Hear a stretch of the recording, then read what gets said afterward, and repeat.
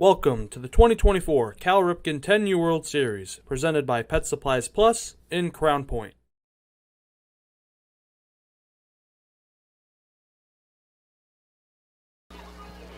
And a pleasant good evening, everybody. Thank you for joining us, and welcome to the 2024 Cal Ripken 10U World Series right here on the Region Sports Network, on the internet, on YouTube, Facebook, and regionsports.com. But you already know that because you're already on their sites to be able to find this game. So you know that already. But we're at Jerry Ross Park in beautiful downtown Crown Point, Indiana. As Pet Supplies Plus in Crown Point presents the Cal Ripken 10U World Series. Michael Brenner here on site for all the play-by-play action. And joining me for the color analysis work, he's sliding over the table a little bit here. It's Quincy Bell. Quincy, it is good to work with you. This is a long time overdue. We were supposed to work a game back in 70 years ago or something, and never got that chance. But now we're here at Jerry Ross Park.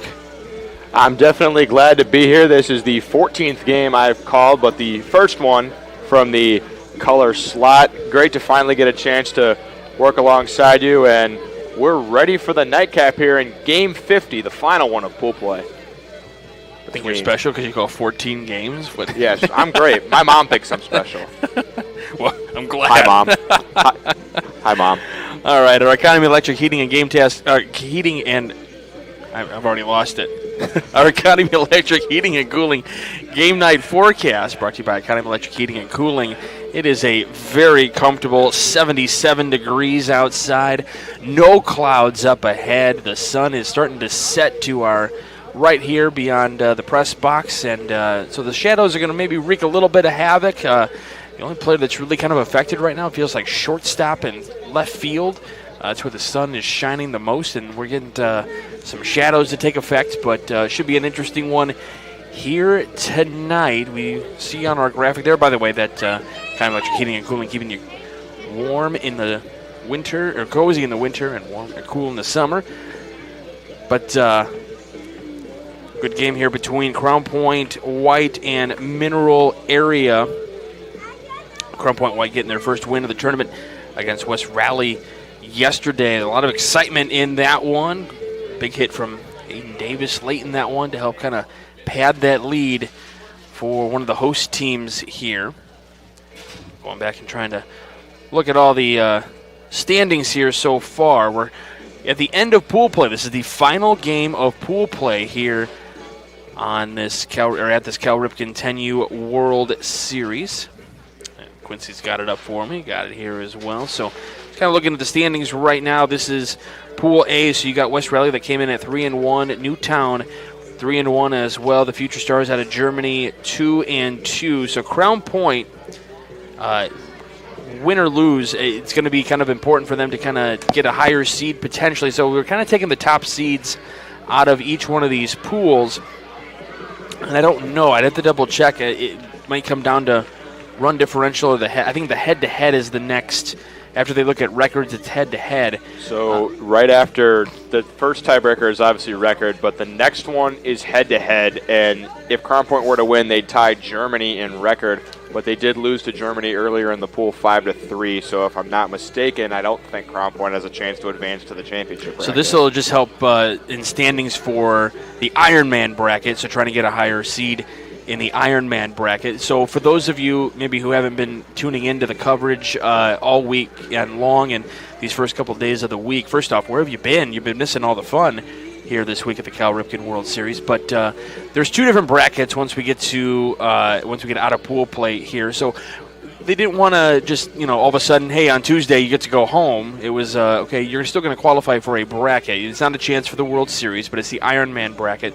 So still some bragging rights on the line. Still an opportunity to get some games in. I think that's important because you come all the way here to Northwest Indiana. You want to continue to play games. So it's an opportunity for more teams to continue to play.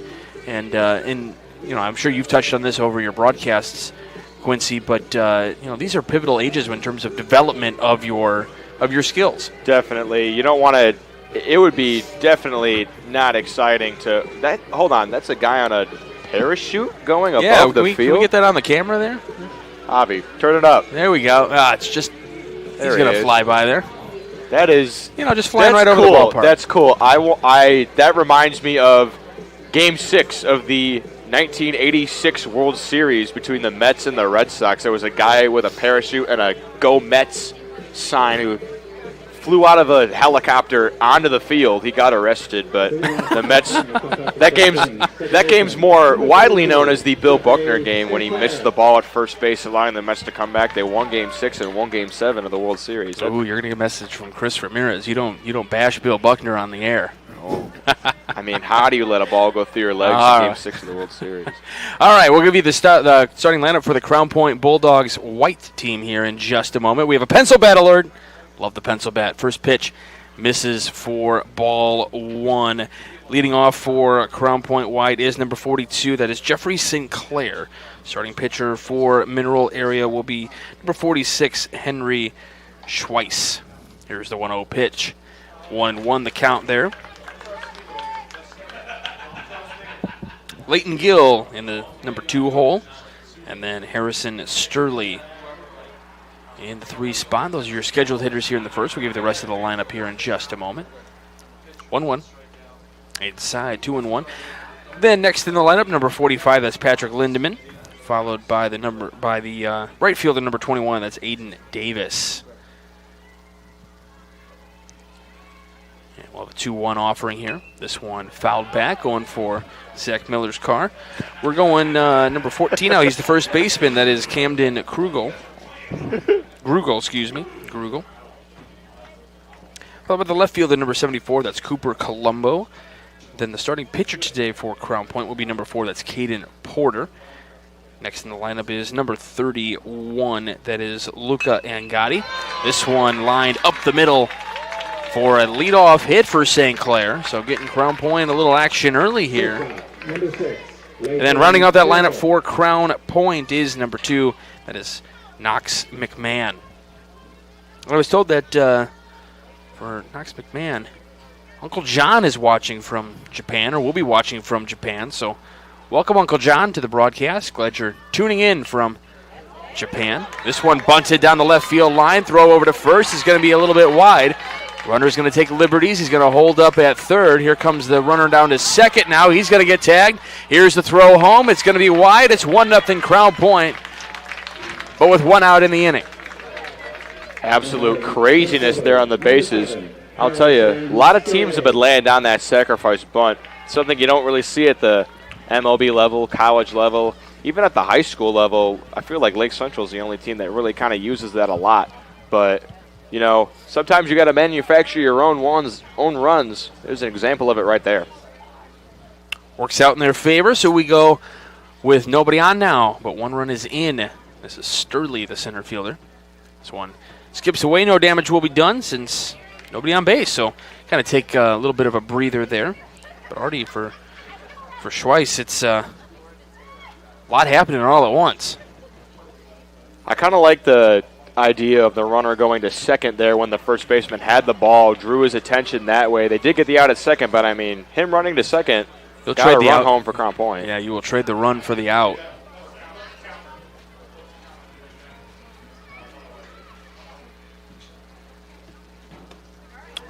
Checked his swing. They're going to say ball on that one. We appreciate you tuning in from wherever you may be tuning in from. Capping off another full day of action here on the Region Sports Network. Again, shaded up the middle, picked up by the shortstop. Toss over to first for out number 2. That's Johnson out there. Mineral Area is one of the better defensive teams I've seen. They are pretty sure-handed on the field. They don't make very many errors. Their outfield in particular was gaining a lot of ground and making some terrific plays on some fly balls in the 2 games that I had them earlier. Yeah, this is my first time getting to see Mineral Area out of Missouri, so interested to see kind of how things develop here. I haven't been able to see any of the Crown Point games because they normally don't trust me with the nightcap games. Well, I trust you. I kid, of course, but I just haven't gotten the chance to see I it. trust you. The 0-1. This one skips in there for Lindemann.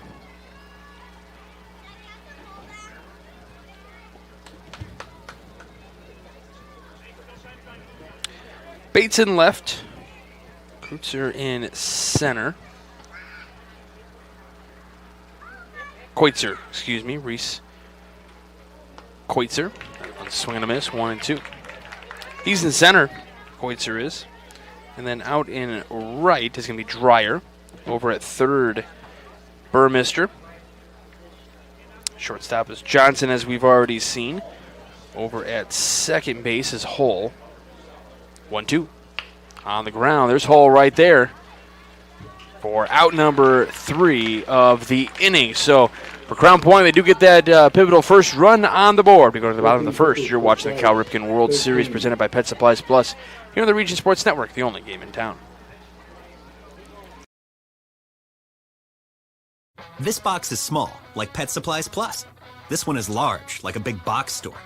In each, Stu, has carefully hidden a toy. Question is, which dog will find it first?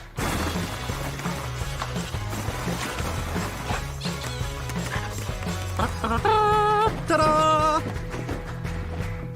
Moose, no! You were so close.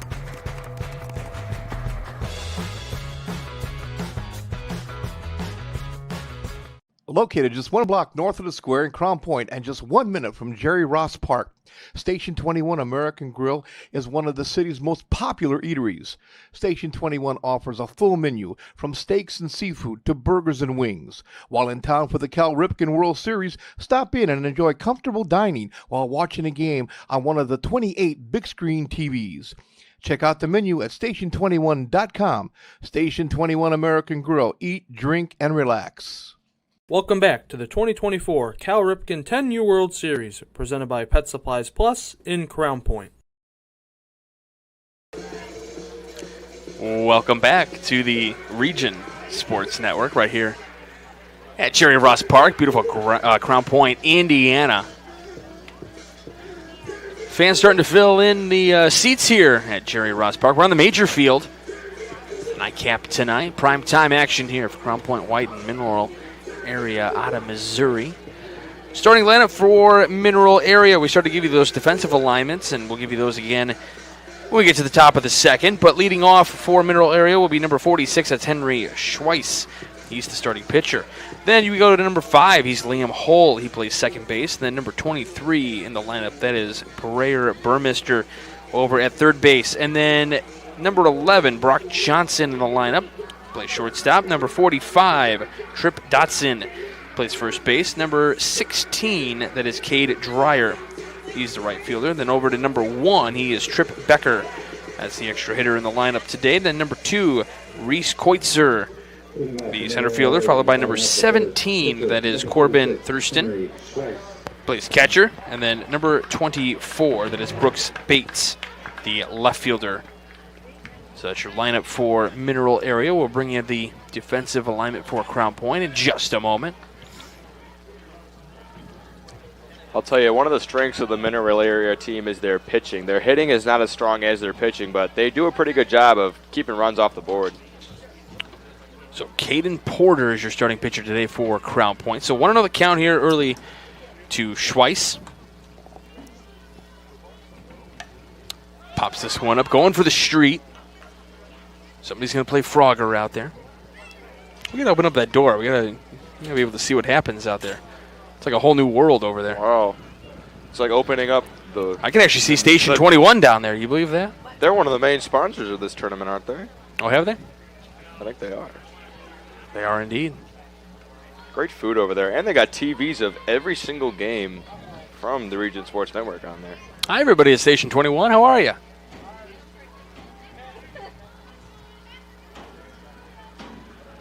If they started to wave, I didn't notice. I couldn't see.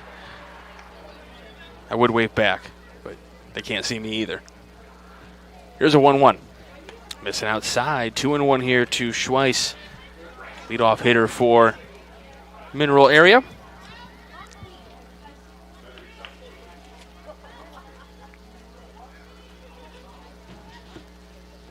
I'll tell you, we've seen a lot of lefties in this tournament. Left-handed hitters, I think on a smaller field like this, as opposed to 60-foot bases instead of 90-foot bases, when you're that much closer to first, I think it's a pretty big advantage, at least at this level. Absolutely. 3-1. Swing and a miss, 3-2.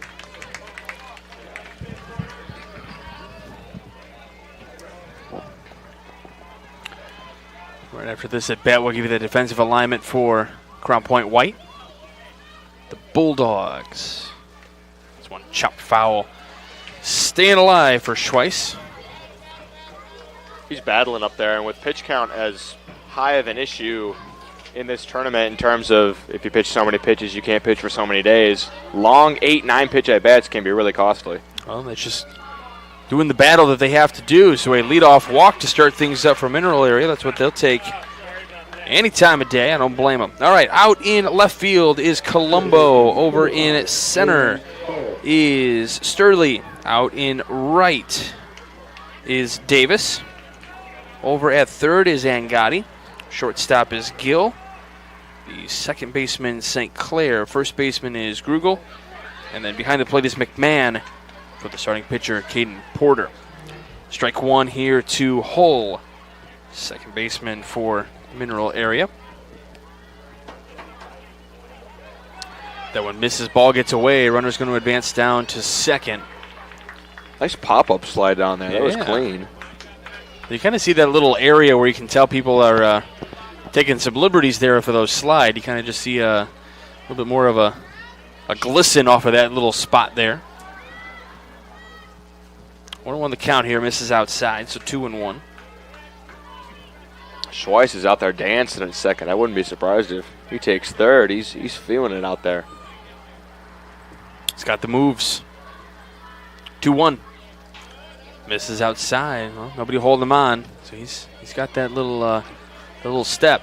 He said, "I dare you." So I got to ask you, Quincy. First time I really get to have a full-on conversation with you for longer than 5 minutes. It feels like just popping over to some of the other broadcast areas to say hi and see the crew a little bit. Your first experiences here at the World Series these last couple days. I know you've kind of only gotten to see kind of one field aspect, now a second field aspect over this, but I know you've had some conversations with some other teams and players and coaches and stuff, and just want to get your take on this Cal Ripken World Series. It's a great event. I mean, everyone talks about the Little League World Series in Williamsport, but I would say this has been, I mean, you got teams coming from everywhere. It's a terrific field complex. I mean, you got 3 beautiful fields. They even have a 4th one if they want to use at some point. The fields are absolutely amazing. The people have been very nice. I mean, Crown Point Tournament Director Adam Whitehouse has put on a great event here. It's been nice to see everyone showing out, and most importantly, the kids have been having a whole lot of fun, and that's really what it's all about. So I would give the Crown Point World Series 5 out of 5 stars. Yeah, we've had a lot of help over the course of this weekend into the early part of the week, and it'll be the rest of the week. Pat Weiser helping out as well. Sean Zimmerman, Josh Doolin as that one gets away.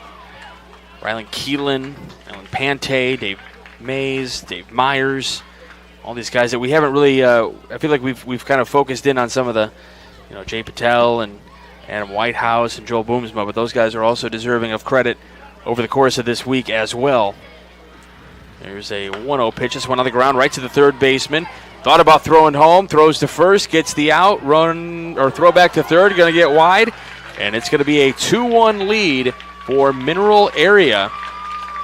I'm surprised they didn't throw a home there. It looked like the runner on third, Schweiss, was pretty far off the bag. He probably could have just ran him home. Kind of caught in between of wanting to get that out and not let that bases get loaded. But yeah, you just got to look him back a little bit more, kind of force that runner back a little bit to make it challenging. So by the time you throw, then that makes it a little bit easier for the relay home if the first baseman wanted to make that throw. So it's the fielder's choice for Burmester. This will bring up Johnson here. He's the shortstop. 2-1 in favor of Mineral Area. This one popped up right side. This will bloop in for a hit. Making that turn around first. Starting to dig in a little bit, but he'll drop anchor at first. Hit them or they ain't. Sometimes those wiggly little pop-ups down the first base line are your highest percent chance hits to fall. I don't know if any of you are very big advanced stat heads in the MLB, but that's something where the exit velo and the XBA don't really match up. Down the first base line. Grugel kind of got shaded on that one. So runners at second and third with one out. That was a tough play for Grugel because as he's trying to lean to grab the ball, the runner kind of runs in front of him. It doesn't hit him to cause interference, but it causes the vision for Grugel to be shaded. So just missed that coming up with that one. So runners on second and third, still one out.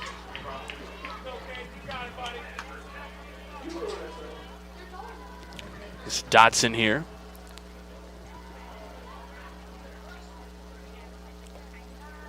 Just missing for ball one. Got to imagine Crown Point's pitching for the strikeout here. One out, a hit anywhere, even if it's an out, could get a run home. But if you get that strikeout with 2 outs, it's going to take a base hit to get that run in from third. Well, that's how you got to get started there. 1-1 the count here.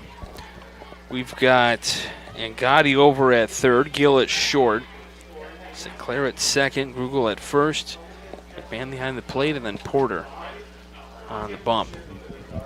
1-1. This one popped up, and it's going to get just over the head of the shortstop.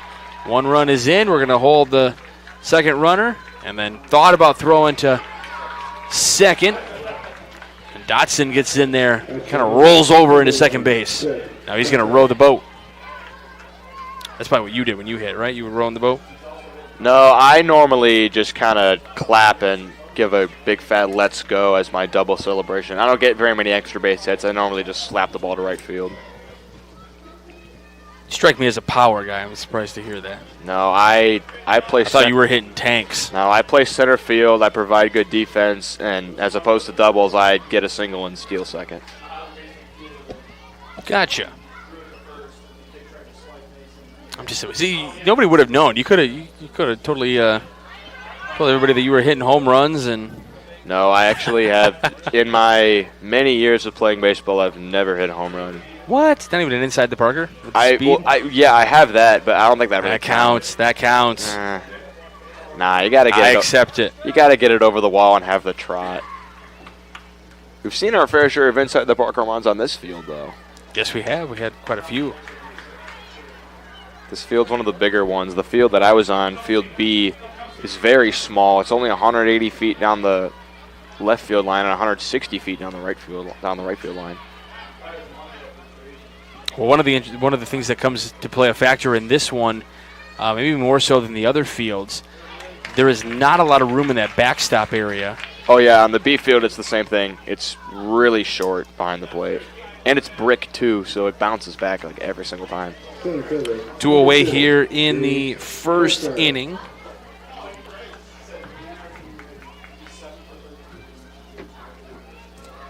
Three to 1 the score in favor of Mineral Area. Again, this is kind of playing for seeding in the Ironman bracket. As that one picked up by Porter for out number 3. We go to the second inning. It's 3-1 Mineral Area. You're watching the Cal Ripken 10U World Series brought to you by Pet Supplies Plus on the Region Sports Network, the only game in town. When life keeps you busy and you can't get to the store, shop online with Strack and Van Til To Go. Our to-go service is easy to use. Register using your rewards account information, fill your virtual cart, and choose delivery or pickup. Once your order is in, our own Strack and Van Til team preps your order with care. With our to-go service, you can earn reward points and save time and money with our online coupons and weekly ad prices. Life made simple, shopping made easy. For more information or to sign up, visit shop.strackandvantil.com. Hi, I'm Crowd Company's Lantern Man. For years, I've helped your family and friends save on their car insurance. And now I've returned to rescue you from high prices. Whether you have a perfect driving record or a not-so-perfect record. Follow me to the Crowd Agency for immediate and affordable coverage. I'm your insurance superhero. Crowd Company's insurance professionals. Highland, Merrillville, and Michigan City. Welcome back to the 2024 Cal Ripken 10U World Series, presented by Pet Supplies Plus in Crown Point. Welcome back to Cal Ripken 10U World Series here on the Region Sports Network. We're going to bring you that defensive lineup for Mineral Area before we advance any further into this one. Out left field is Bates. Center field is Just want to make sure I say that right here. Koitzer. Sorry about that. And then out in right field is Dreyer. At third base, Burmeister. Shortstop is Johnson. Second base is Hull. First base is Dotson. Catching is Thurston. And then the pitcher is Schweiss.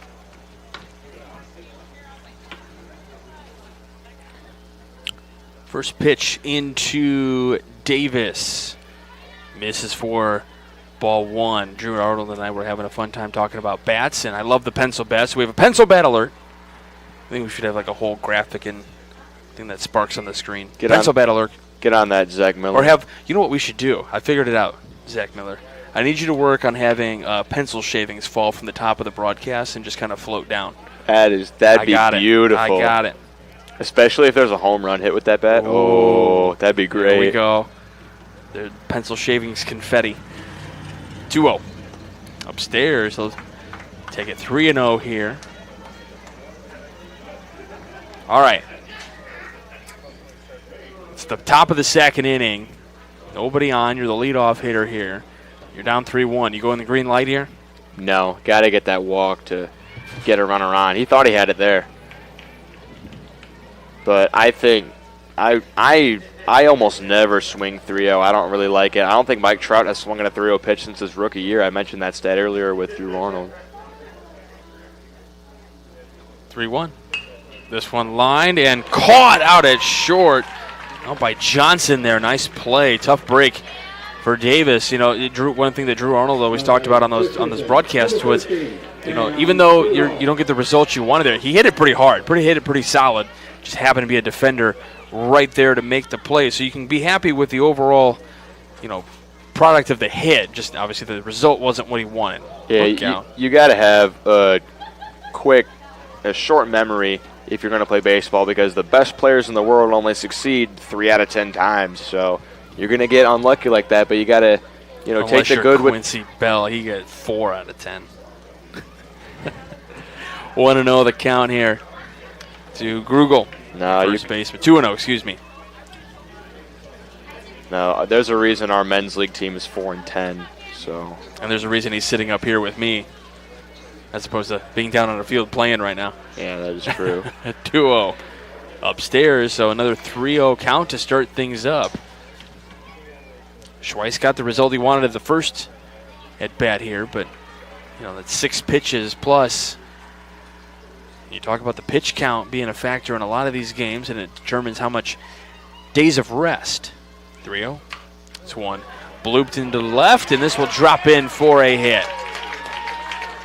Gets on first there. And see, that's sort of a excuse me hit off the end of the bat. Not real strong contact, but it falls. So sometimes you piece it up and get out. Sometimes you bloop one through and get a hit. That's kind of what you got to tell yourself if you make a loud out. I'm going to get lucky with a soft one that's going to fall.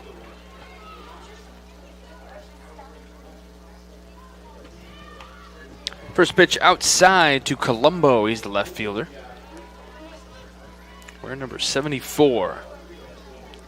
Where's your number in baseball? I wear number 51 because my favorite all-time player is Ichiro. Ah, okay. And it was my grandpa's football number, who played linebacker for the University of Tennessee. Oh, very nice. So a volunteer. 2-0 the count. I was talking SEC football with some of the fans from Alabama, and they have good football in Alabama? Is that a thing? I heard their coach just left. Oh. I guess we'll find out. Another 3-0 count to start. A hitter. Yeah, I probably root for Tennessee as much as I do my own school, Indiana, because we are not very good at football at all. It's going to change. Hopefully. Turning it around. We were talking Indiana State Sycamores football just a little bit ago. Yesterday, on the nightcap.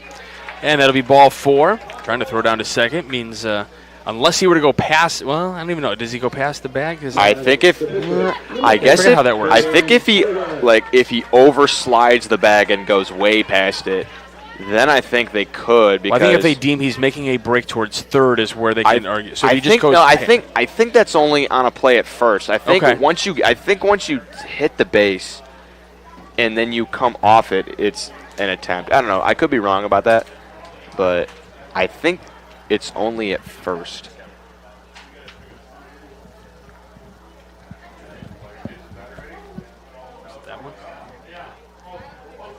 I don't know what happened. All of a sudden, you got really loud in my ears. Yeah, I heard myself really loud in my ears. Yeah, but he liked it. I didn't. I promise I'm not that full of myself.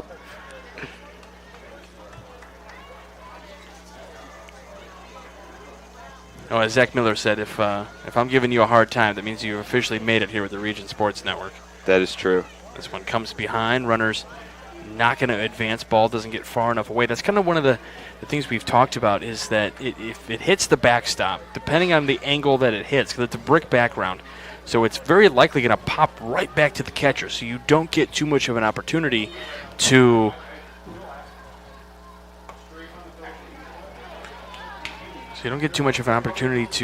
advance those bases unless it kicks all the way back to the pitcher. I've also seen some where it hits the top, like, upper layer of, like, limestone brick. It's sort of like a lighter color. It'll hit that corner, and it'll pop way up in the air. I've seen runners score because of that.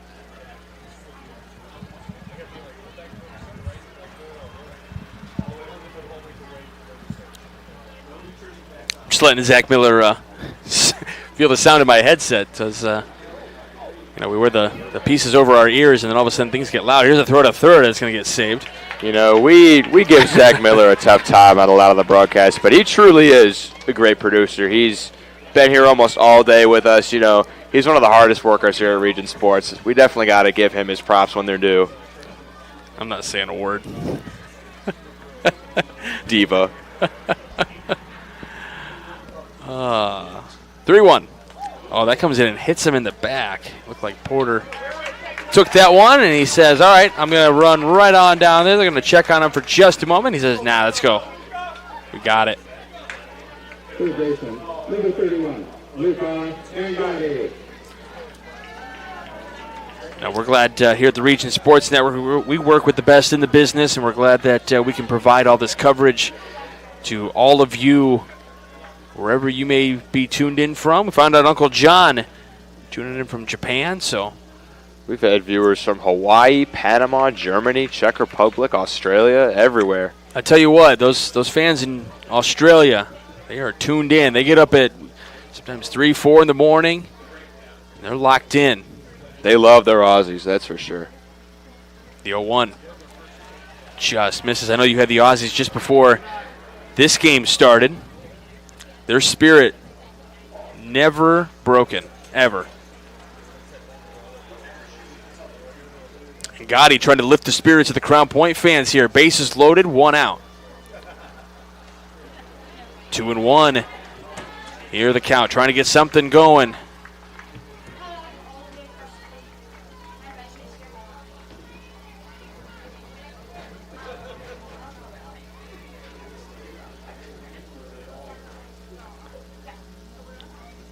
Here. This one popped up on the infield at short. Oh, and caught. There was infield fly, so it was going to be an out regardless. So Gotti pops it up to short. So this will bring up McMahon as the catcher for this Crown Point team.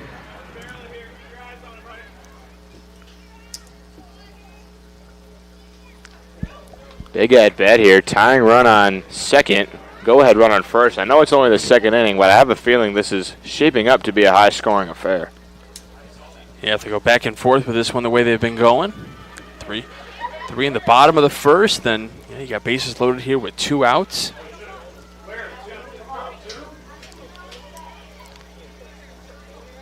.36 pitches also upcoming for Mineral Area, so 4 more and he would have to sit a day. We'll see if they pull him at any point. This one line to the left side, picked up at short, though. Step on second for the final out. It was getting dicey there, but Johnson says, don't worry, folks, I got this. and steps right on the cushion to end the threat. We go to the bottom of the second. You're watching the Cal Ripken 10U World Series, brought to you by Pet Supplies Plus, here on the Region Sports Network, the only game in town. Thinking about what to do after high school? Consider a career with Boilermakers Local 374. As a Boilermaker apprentice, you'll earn while you learn. We offer excellent wages and benefits, and as part of our no-cost hands-on apprenticeship program, you'll learn from the best in state-of-the-art training centers and on the job. Become a union Boilermaker and get on your way to a great career. Find out more, visit www.local374.org or call 219-845-1000.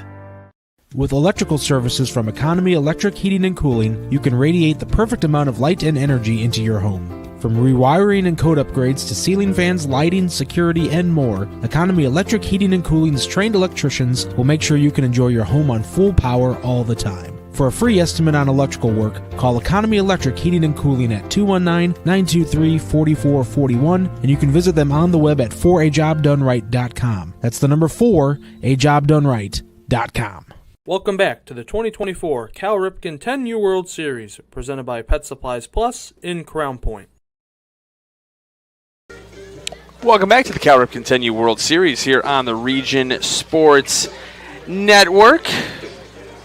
Hey, if you are in Crown Point here to watch this Cal Ripken 10U World Series, make sure you stop in for a bite to eat at one of Crown Point's most popular eating establishments, Station 21 American Grill. From burgers and ribs to wings and fish, they're open every day at 11 a.m. for lunch and dinner. And Station 21 is just a short 1 minute, a golf cart or something, or run really fast right down North Street here, right down the way from the ballpark. You can check out their menu at station21.com. Station 21 American Grill. Eat, drink, relax. They have good food. I just absolutely demolished a bacon cheeseburger with cheese curds before this broadcast started. Yes, he did. It's like he hadn't eaten since 10 a.m. or something. I hadn't. We go to the bottom of the second here. It'll be Thurston, Bates, and back to the top of the lineup with Schweiss here.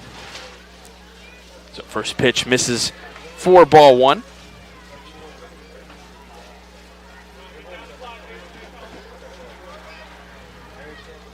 It's Corbin Thurston, the catcher for Mineral Area.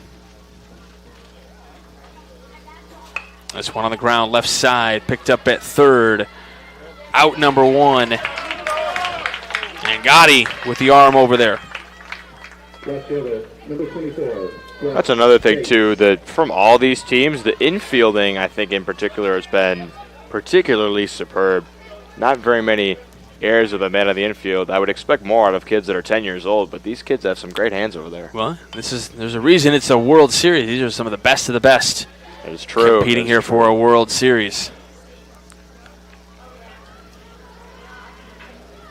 So 0-1 the count here. This is Bates, the left fielder.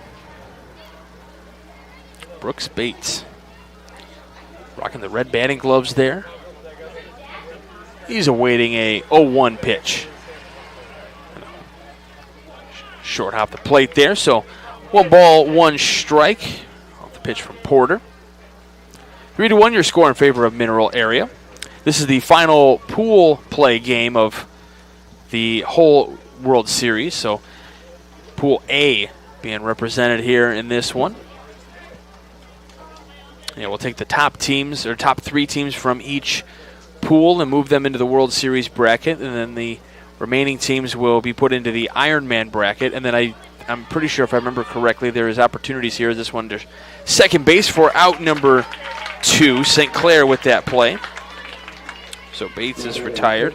I think if you're eliminated from the World Series bracket, I don't know if they move then into the Ironman bracket. I don't know if I don't think they do. I'd have to double check. I could be mistaken though. I'd have to double check and look at the bracket.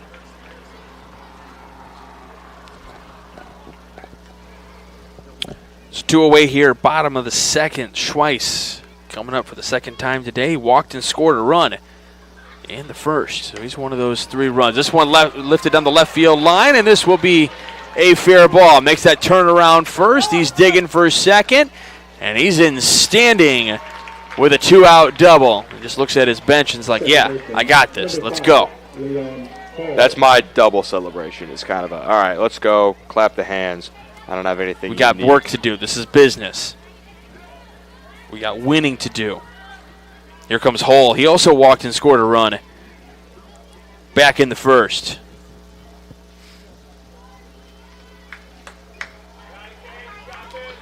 Got time called by the umpire between first and second, but he says, all right, let's go. Hull with an orange bat there over to Porter, who throws it to first. And they say his foot might have been off or he either beat the throw or the foot came off the bag potentially. But it seemed like Krugel knew kind of that the play wasn't going to be in. So I'm guessing it wasn't in time. But that foot popped off pretty quickly there. I think he beat the throw. That was a nice little lunge there. Looking like Noah Lyles on the 100 meters, sticking the chest out, foot to the base.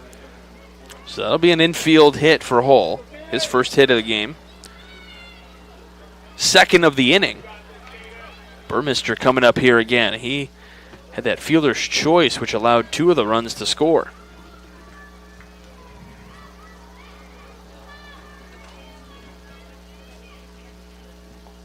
First pitch coming inside, gets away a little bit. They throw down to second. Now looking at going to first. They try to walk him back to first. And they say safe, and the run comes around to score.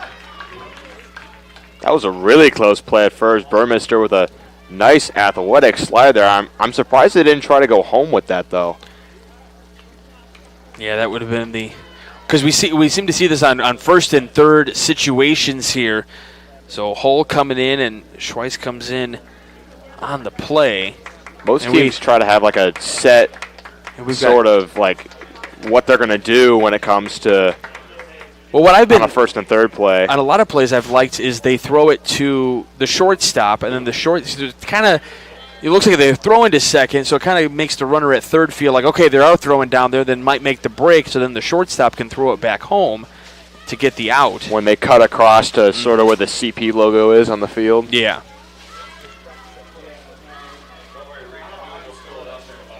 So 2-0 the count here to Burmester. One misses just outside, so 3-0 here. If he can get on here, Johnson is due up. The shortstop, he singled his last time. He had the first hit of the game for Mineral Area. 3-0. That's in there for a strike.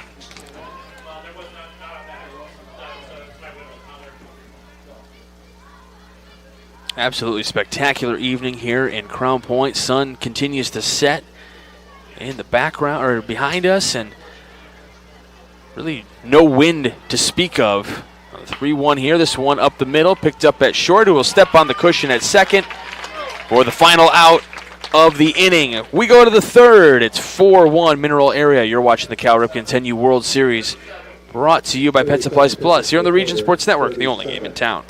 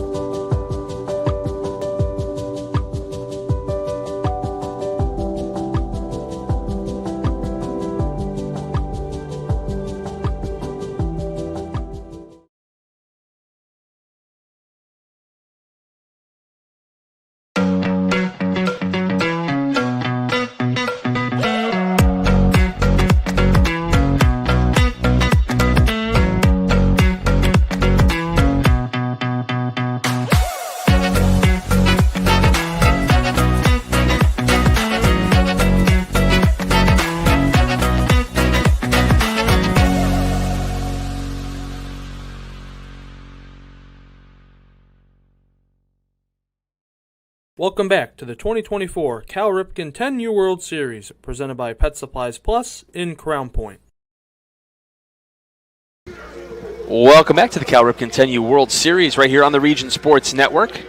Michael Brenner here along with Quincy Bell and Javi Esquivel working the camera, doing a phenomenal job, and Zach Miller doing production. He's not listening to a word I'm saying right now, but that's okay. Diva. We go to the third inning, and we have some awards we're going to hand out at this one, Quincy. We've got 3 awards. We've got the Crowd Company's Lantern Man Superhero of the game. The Crowd Companies are proud to recognize the superheroes on the baseball diamond. Then we got the Play of the Game presented by the Region Sports Network. And last but not least, we got the Boilermakers Local 374 Blue Collar Player of the game, brought to you by Boilermakers Local 374. Earn while you learn with Boilermakers Local 374. Pencil bat alert. Showing bunt, pulling it back, ball 1. Would have been, so obviously the pencil bat's got to be the number one piece of equipment we've seen at the tournament. What has been up there in terms of, also, I like I'm not a fan of like sliding mitts in general, but I do like the ice cream cone one. I'm all fine with the drip. I like the drip with the sliding mitts. Drew and I were talking about it on the 2:30 broadcast. I would think it's harder to like hold on to the base after you slide in head first. They got this. They work around it. They're adapting. It's like I've been saying, it's just a personal preference thing. So it's hard for me. I don't really judge anyone based on their stance or their play style or anything. So we're glad to hear it. 2-1 the count here to the leadoff hitter, St. Clair. There's 40 pitches, so we'll see if this is the last at bat for this mineral area pitcher. On the ground, right back to Schweiss, who will run over and he'll step on the cushion himself. Good old 1 unassisted. Yeah. He's like, I'm already running this far, might as well just keep going.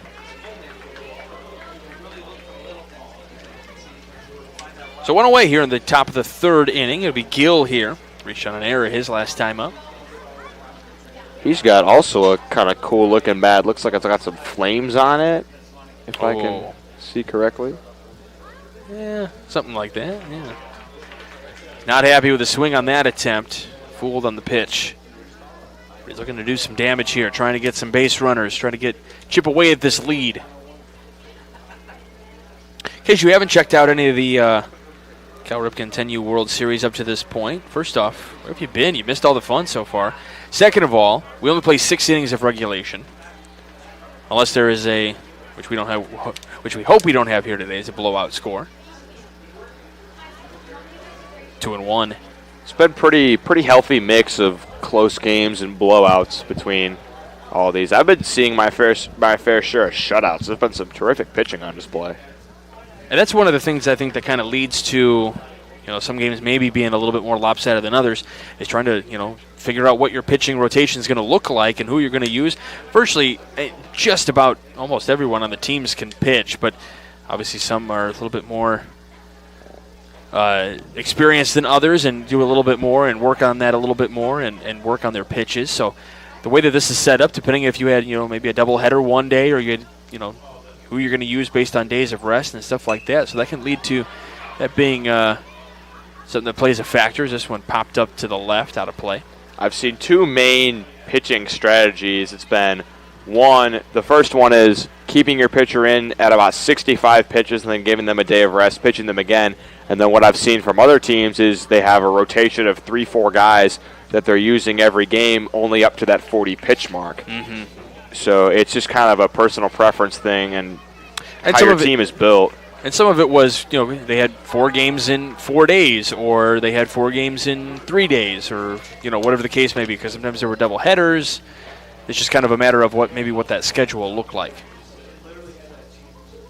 And the payoff pitch misses for ball 4, so Gill is on via the base on balls. Number 7, Harrison Sterling. So here comes Sterling, center fielder. Grounded out to short his last time up. Again, Crown Point just wants to chip away at this lead. They don't got to get all 3 runs back here this inning, but certainly like to put at least 1, maybe 2 up on the board if possible.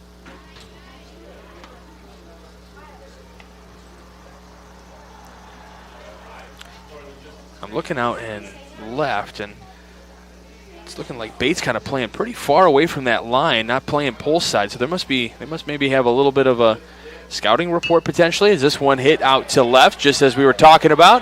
Kind of runs towards the line, but He looked like he was positioned right pretty there. well to yeah. me. I just thought he was kind of far away from the line, but Mineral Area has done their scouting. They knew exactly maybe where to stand on that one. There's the reason he's on the field and you're not.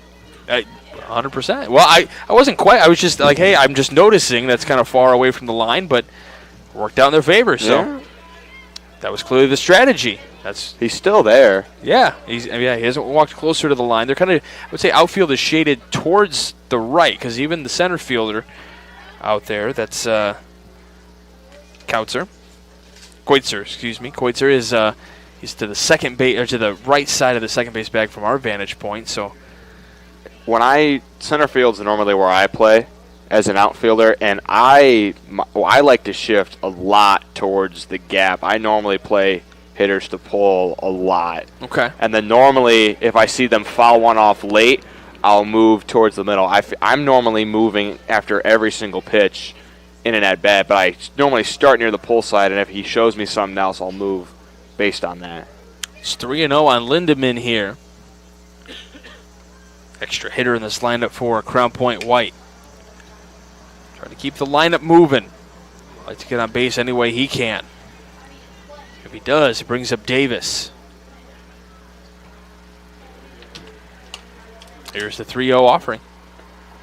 That's in there for a strike. Gale trying to dance off first base a little bit. Make sure that Schweiss is paying attention to him over there.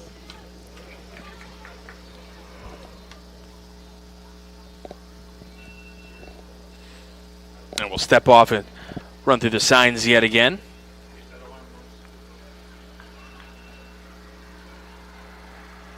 So digging back in, here comes Schweiss as he comes set. On the ground, but this will be foul. So working that strategy to try to maybe go inside a little bit there. Just got to turn on that one. Yeah, he's crowned the plate a decent amount. Feet pretty close to that white inside line of the box from the left-hand side. Payoff pitch again. This one ripped into right center. This will touch down and roll to the wall. On his horse and making his way home. Gill in. It's 4-2. That ball's probably leaving on field B. That was absolutely smoked. Got to the warning track on the fly, and Crown Point's going to bring the tying run up here in the third. So Lindemann with the RBI double. This will bring up Hayden Davis. Pencil bat alert.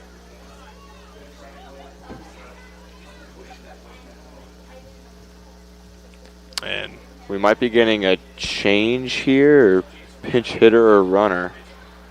I'm not sure what Davis could be talking to our umpire about here. Yeah, Coach Davis having a conversation about the possibility if he were to put in a pinch runner, does he lose that player? But it gives us a chance to mention and remind everybody that coverage of the 2024 Cal Ripken 10U World Series on the Region Sports Network is presented by Pet Supplies Plus in Crown Point. That's Pet Supplies Plus, and they are your one-stop store for all your pets' needs. Pet Supplies Plus in Crown Point. For more information, visit PetSuppliesPlus/Crown Point. So they are going to bring a pinch runner in, it looks like. So it is Nolan Saigon who is in there to pinch run at second base for Lindemann. And it's probably because he's the extra hitter, so they were probably checking to make sure that he can get reinserted into the lineup if he were to, later on. They don't want to take him out of the lineup. That ball was smoked into right center field. They're going to need him for at least another couple at-bats to come back here. So Saigon on to pinch run. Davis and a big hit down the left field line yesterday. He was our Crowd Company's Lancerman superhero of the game. It's that pencil bat, I'm telling you. It's got powers. My favorite part about it is the pink eraser at the end. Well, he's not erasing his stats from yesterday. He Absolutely not. The 1-0. Thought about it, says, all right, yep, that was it. I should have gone for that one, but checked it last second. 57 pitches here. I doubt they let him go over 65 because that's the cutoff for 2 days of rest. So I'd imagine he's only got a few one left. line to the left side. Bobbled it short. The throw to first. Not going to be in time as the ball gets away. Going to the plate. He's safe. Davis trying to get to second. Ball is bobbled and safe as Davis at second. Davis with the speed causing a lot of problems. Crown Point's been flying around those bases. They draw another one closer. Davis and the Crown Point white team pushing the envelope a little bit.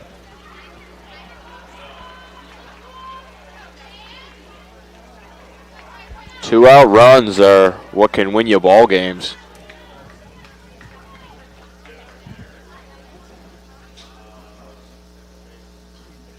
First pitch into Grugel, and therefore a strike. He had a single his last time up.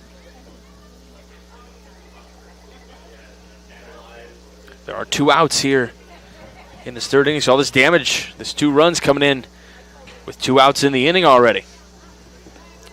Ball is upstairs, so 1-1 the count, and that's the 60 pitch mark right there. So we got about 5 pitches before we feel like there could be some kind of a decision here, and that could be in the middle of at bat as well. I think you're allowed to finish the batter if you pass the 65 there. This one blooped and caught out in right field. Nice play for Dreyer as he slides to make that catch on his knees. So we will go to the bottom of the third. It is a 3-4 ball game. You're watching the Cal Ripken 10U World Series, brought to you by Pet Supplies Plus here on the Region Sports Network, the only game in town.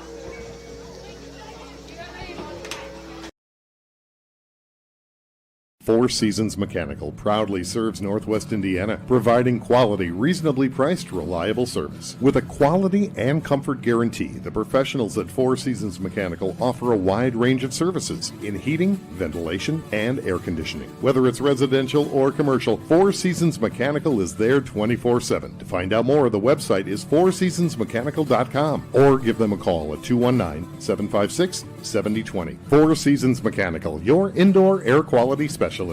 Earn while you learn from the best hands in the business. The Bricklayers Allied Craftworkers for Indiana, Kentucky Apprenticeship. That's right, this is a paid apprenticeship. I'm getting an education while learning a trade and getting paid for it. The thing that surprised me the most about this apprenticeship program is the respect I've received after the proper time and training. Classes start soon, so apply now. There are training centers throughout Indiana and Kentucky. We are the Bricklayers and Allied Craftworkers for Indiana, Kentucky Apprenticeship. The best hands in the business.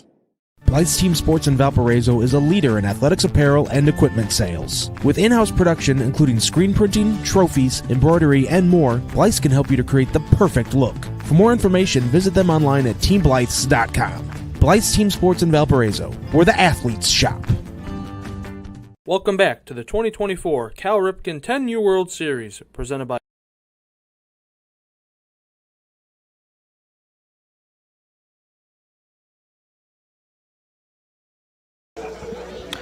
And we welcome you back to the Cal Ripken 10U World Series, brought to you by Pet Supplies Plus, right here on the Region Sports Network.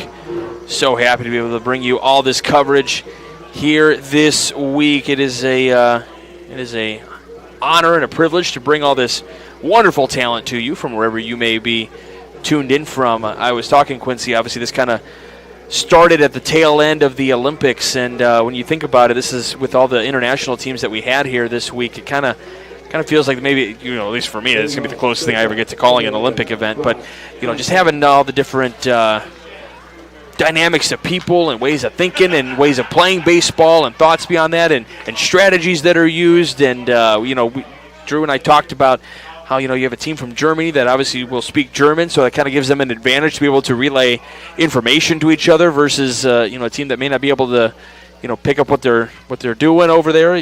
Just fun little things about the game that maybe you don't get to see every day when you're sitting here in Northwest Indiana. Yeah, and I think another thing with that, it's great to see the game of baseball growing. Johnson pops this one up, and it's just going to fall in front of Porter there. So it's going to be a leadoff single for Johnson. He's 2 for 2 in this one. What I was going to cut off, yeah. It's sorry. okay. It's okay. What I was going to say though is I think it's what I've enjoyed the most is seeing the game of baseball growing around the world. Because normally you think international countries when it comes to baseball, you think Japan, you think the Dominican, you think Venezuela. But we've had some more unique countries that are really kind of starting to take baseball on as one of their sports. Because I mean, it's America's pastime, but it's great to see it growing around the world. Like Germany, Czech Republic, great to see the baseball growing in Europe, Australia. I know that's not one of their main sports.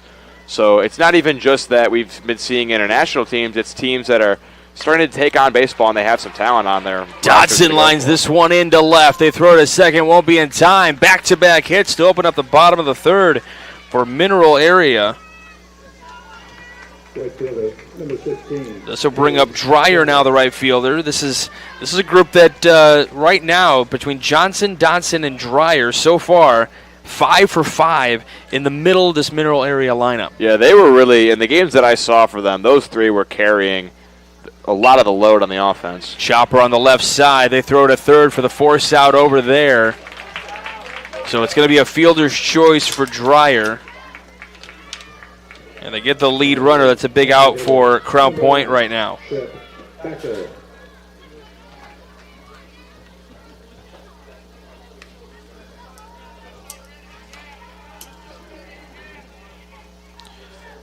So the old 6-5 on the put out there. This brings up Becker now. Becker with a runner in scoring position trying to tack on a few insurance runs here for Mineral Area. But there's 2 outs. No, excuse me, there is 1 out in the inning. They have 2 on the board, though. Pitches upstairs. 1-0 the count to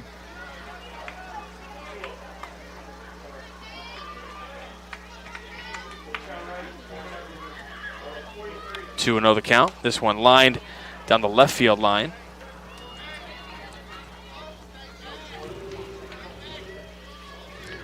So 2-1 here. Becker struck out his last time. He is the extra hitter in the lineup today for Mineral Area. He's got those 2 on with the 1 out. Holding on to a 4-3 lead as of right now, trying to tack on more. The 2-1. That's in there for a called strike, so evens the count at 2. And for Porter right now, we're in the bottom of the third. 45 pitches, pretty economical right now. Probably not enough to make the distance all the way through 6. But certainly for right now, he's got some room to work with 45 pitches. 2-2. Swing and a miss.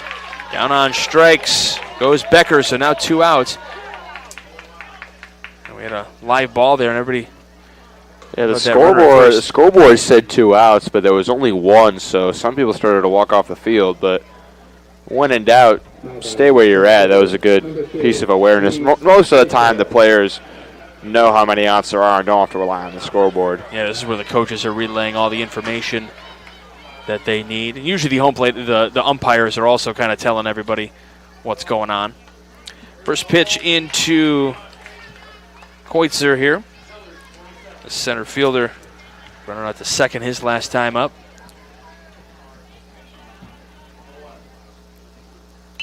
This one popped up in the infield. Coming in to make the catch, sliding in is Gill. Nice play to retire the side. We go to the 4th. You're watching the Cal Ripken 10U World Series, brought to you by Pet Supplies Plus on the Region Sports Network, the only game in town.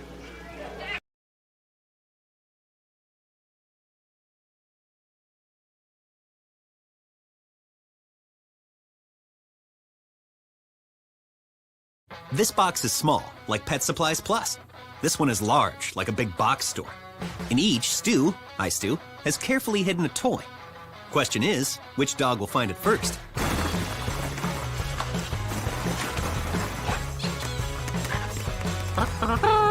Ta-da! Moose, no! You were so close.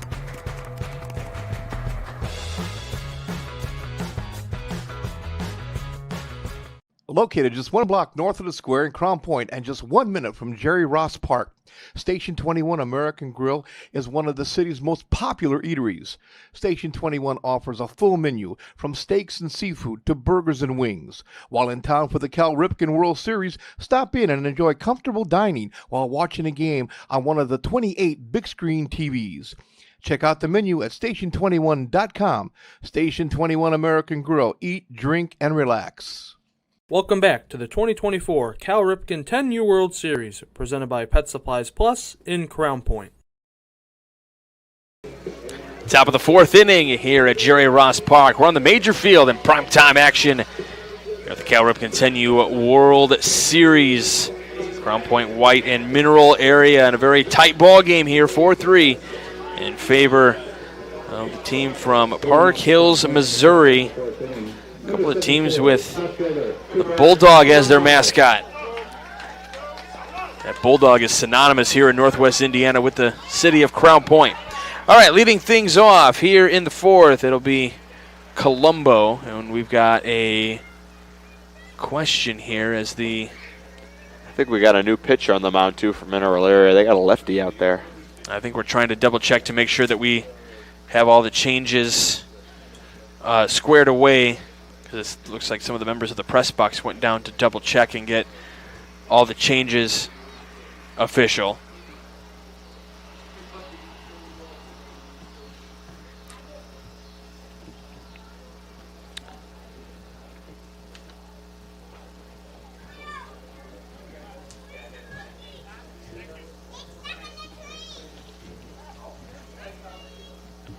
So,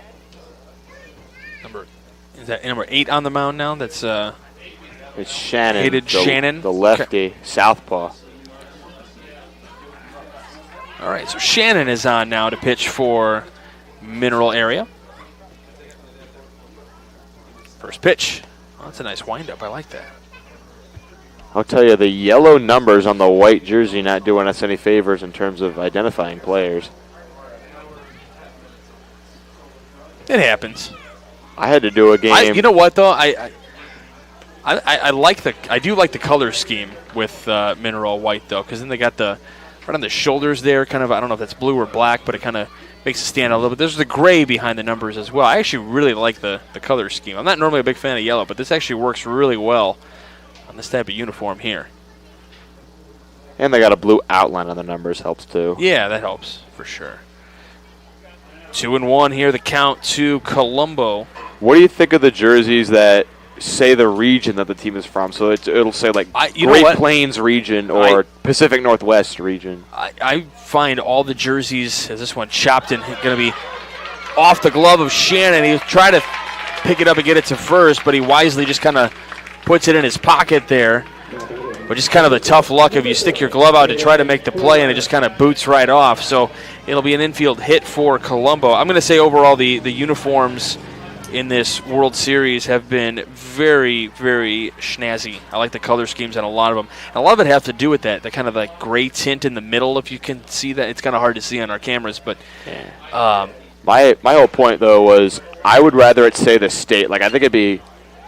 Well, the reason, because they win the regionals. This one just a little bit high on the throw, a little bit wild. Runner's going to come to third. Got to get there. The throw. Not in time, and he gets there. That was some pretty wild base running. Oh, now trying to get a little steal off of.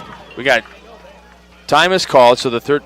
There was no one at the plate. The catcher came up to back up the throw, but he had already called time and then tried to go home. Or time had already been called. Yeah, that's what the third base coach wanted. He knew there was nobody at the plate, so wanted an opportunity to just get that tying run in here. My whole point with the jerseys, though, is like you're representing Missouri. You're not representing the Great Plains region. Well, yeah, no, you are, though. I know you are, but I would take more pride in my state than the general region that my state's from. I understand what you're saying, but there is, because of the way that the whole system is set up, you have to win, certain regionals to qualify for. So that's why you're the champion of that, like kind of like your division winner.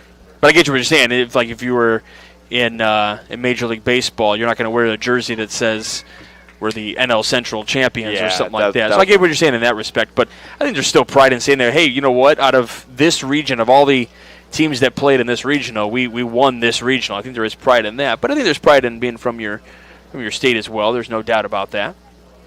Yeah. I wasn't critiquing the jerseys themselves. I think most of them Yeah, no, I get clean. what you're saying. It's I get what you're saying. Just a little thing. Yeah, no, I get what you're saying. We've got 27 for 4 is what we're screaming to the text press box here. Number 27, Jacob Parker. Jacob Parker is going to come out and pinch run. He represents the go-ahead run on second. And it's Angotti getting ready to bat here.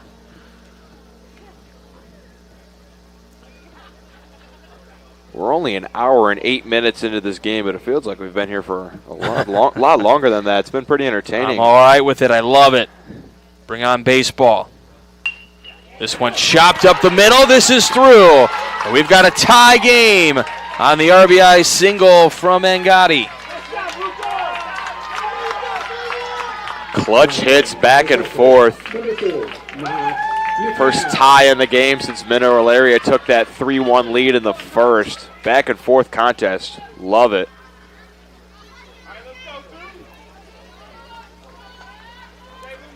So tying it in the top of the fourth with a chance to take the lead as runners at first and third with nobody out here.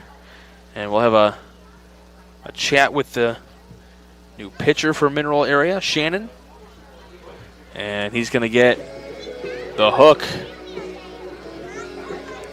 Trying to tell everybody where they're going to get positioned. So we'll get all that. We're going to step aside for just a moment. You're watching the Cal Ripken 10U World Series, brought to you by Pet Supplies Plus, here on the Region Sports Network, the only game in town.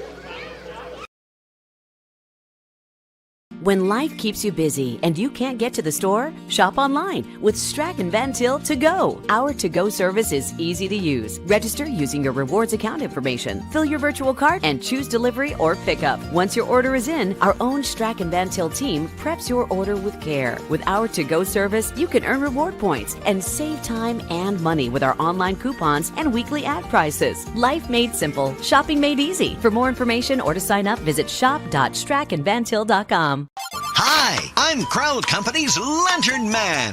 For years, I've helped your family and friends save on their car insurance. And now I've returned to rescue you from high prices. Whether you have a perfect driving record or a not-so-perfect record.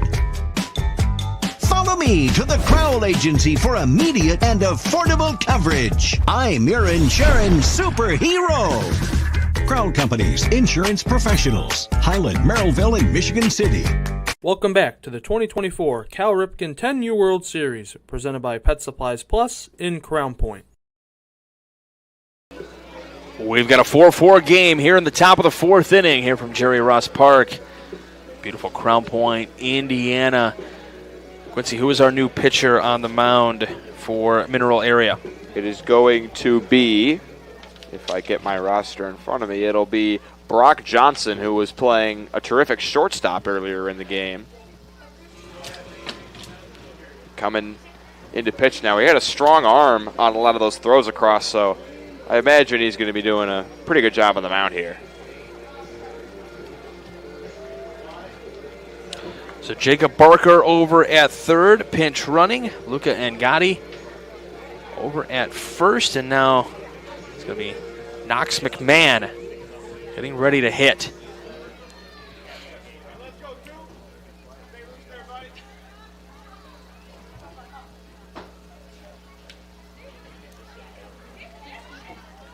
So Crown Point trying to tack on another run or two, get some insurance here and take the lead here in the top of the fourth. That first pitch missing upstairs, still showing some fight. Yeah, still nobody out. I wonder if they're going to try any trickery with a first and third play, potentially. Now the right side of the infield is playing in. The left side is just a shortstop playing back right now.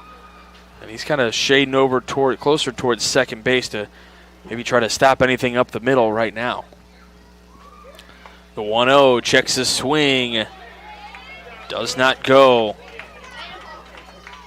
And that's normally where maybe you would make an appeal down to first base. The first base umpire, though, in between at first and second in his rotational spot over there.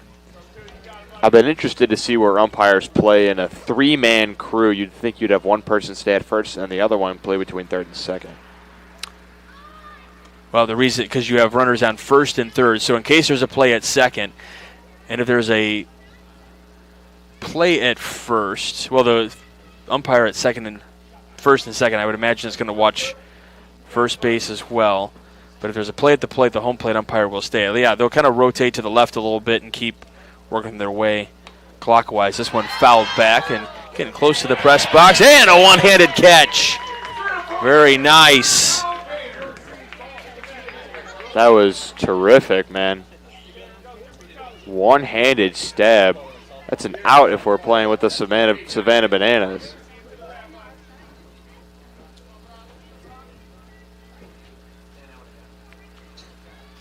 So 2-2 the count here. One misses outside, so full count. Here into McMahon. He's the catcher today for Crown Point. I'd like to see Johnson attack him here. Give him something high and in. Test him. And that's going to be ball four, so the base is loaded here. Nobody out for Crown Point. Pencil bat. Pencil bat alert.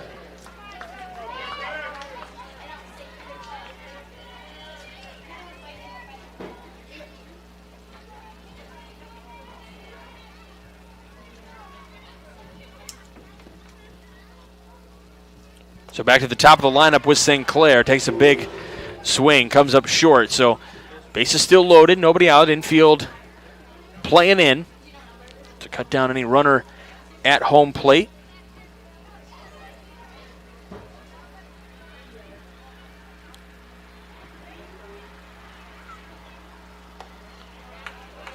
Upstairs, so the count evens at 1 here.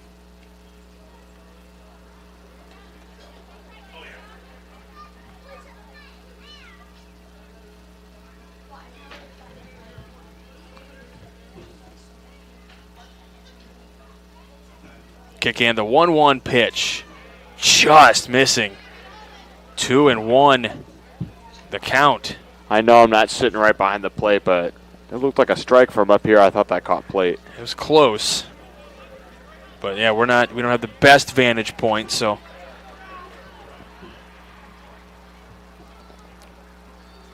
2-1. Just got a tip of that one, so 2-2. And barely got the eraser to that ball. I'm telling you, the sweet spot on that bat is probably right below the green metal part of the pencil.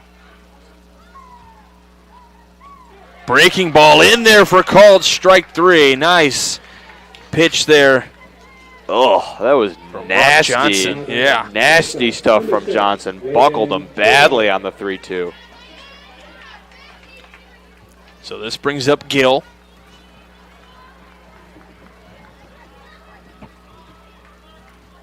Walked and scored a run back in the third inning. Left-handed batter here. Infield still playing in on the grass. Kind of that. The grass meets the dirt. This one ripped down the right field line, and this will be in there for a base hit. One run is in. Here, second run is going to be held up at third. And we got runners hung up between first and second. So he's going to get tagged up there. So I think we were kind of thinking we're maybe going to be sending that one runner at third there. But now there's 2 outs in the inning. But Crown Point does take the lead, 5-4. Yeah, he rounded with his head down all the way to second. That base was occupied. A little bit of confusion. I think what the plan there is, it's really hard to do it in the heat of the moment, but you always would try to go to the next base. So I would say have the runner go to second and have the runner that was already on second go to third and then possibly try to get the run home. It's really hard to come up with that on the fly, but I think that is the textbook thing you're supposed to do. But nonetheless, Crown Point with a huge RBI there. 5-4, they lead it now. So Gill gets the RBI. 2 outs here in the inning. Sturley is looking for his first knock of the game.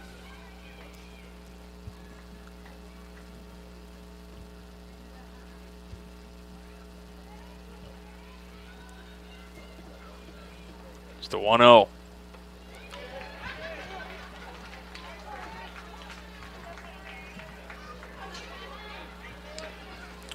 Probably the biggest at-bat in the game up to this point. Crown Point can break it open for a multi-run lead should they come through with a big hit, and Mineral Area can just keep it at 1 with a big out here. So the count even at 1. Brock Johnson trying to put this thing away and get it to the bottom of the 4th. Get Mineral Area to do some work. 1-1. 1-2. Yeah, Mineral Area playing back a little bit here to make sure that they can get an out at whatever base they need to. Yeah, there's no force anywhere at this point in time, and this is where coaches are yelling those things to the players. That way they know and they remember. 1-2. It's popped up. This will get out of play and into the stands, and large contingency of youngsters there to try to make the play. Somebody tried to make it with their hat. Just missed it. Just off it might have been off the bill of the hat. I'll tell you, the hat catch is a hard one to make because the bill doesn't really provide you a lot of support for a little flimsy. The head part. So, like, the ball could land there and just kind of fall through. I would say you got to go 2 hands if you're going for the hat catch. Okay. Hand on the bill, hand on the back hat, like the strap where the buckle is. 1-2 comes inside, so 2-2 the count here. I think you may have been one of the first people to analyze the hat catch. Yeah, I've tried and failed multiple times, but yeah, that's you live and you learn. How it's done. It's a big moment here. 2-2 the count to Sturley. Trying to deliver for Crown Point White. Breaking ball in there again, called strike 3. But Crown Point does the damage and grabs the lead here on the top of the 4th. We go bottom 4. You're watching the Cal Ripken 10U World Series, brought to you by Pet Supplies Plus, here on the Region Sports Network, the only game in town.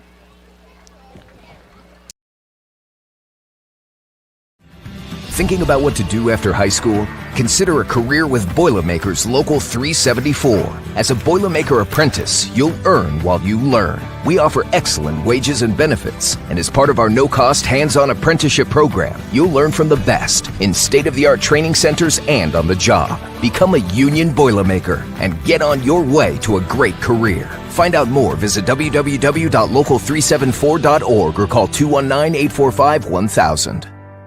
With electrical services from Economy Electric Heating and Cooling, you can radiate the perfect amount of light and energy into your home. From rewiring and code upgrades to ceiling fans, lighting, security, and more, Economy Electric Heating and Cooling's trained electricians will make sure you can enjoy your home on full power all the time. For a free estimate on electrical work, call Economy Electric Heating and Cooling at 219-923-4441, and you can visit them on the web at 4ajobdoneright.com. That's the number 4ajobdoneright.com. Welcome back to the 2024 Cal Ripken 10U World Series, presented by Pet Supplies Plus.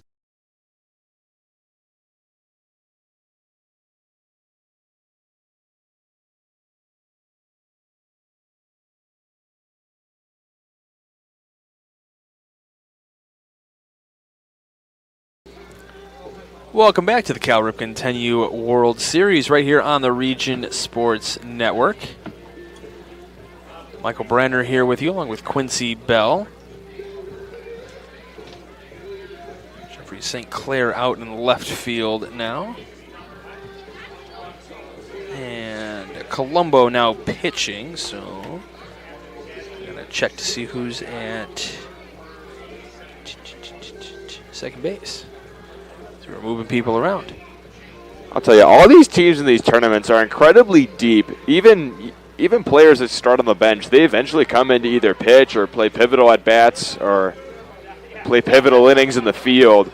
Every single team, it's very rare you see anyone not play at all in a game. In fact, I think the rules don't allow a player to not play Pretty much. the whole game. But my point is, the players that do come in off the bench, they're not just guaranteed outs. They're playing very pivotal moments, and a lot of times you can keep a guy on the bench because you know you're going to need him later in the game.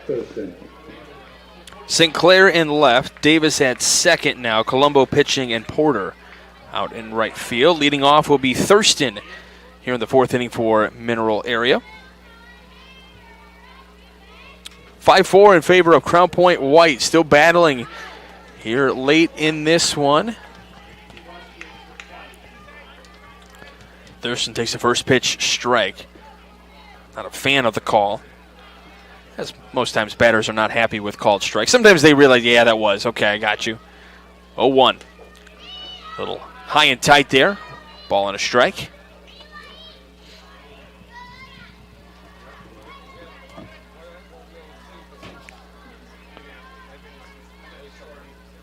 There's the 1-1. Missing outside. 2-1 here. So, for Mineral Area, you want to be able to get runners on here because you trail by 1. So, start pushing the envelope a little bit. Crown Point wants to limit those base runners. This one line down the right field line. It'll bloop in for a hit, and he'll run for a little while. All the way to second. Going to make the turn and head to third. And they're going to hold him up there as the ball comes in at catcher. So it's an leadoff triple to start things up here in the fourth inning. I thought they were going to send him around. That's a wise decision by our Mineral Area third base coach. With nobody out, you don't really want to test that. With 2 outs, I think maybe you send him, but nobody out, I like the decision to drop anchor there. But getting able to be 60 feet away now, that's the tying run here in the bottom of the fourth. With nobody out. Here comes Bates. That's a called strike. Nope, excuse me. That is not Bates. We got a pinch hitter here. Or, you know what? That was Shannon that came in earlier in the game. So, Shannon batting in this spot here for Bates. And Crown Point really far up on the infield, trying to cut that runner out from third. Yeah, if he does break. So 1-1 the count here to Shannon in the bottom of the fourth, trying to come through here. Another left-handed batter for Mineral Area. The 1-1. In there for a called strike 2.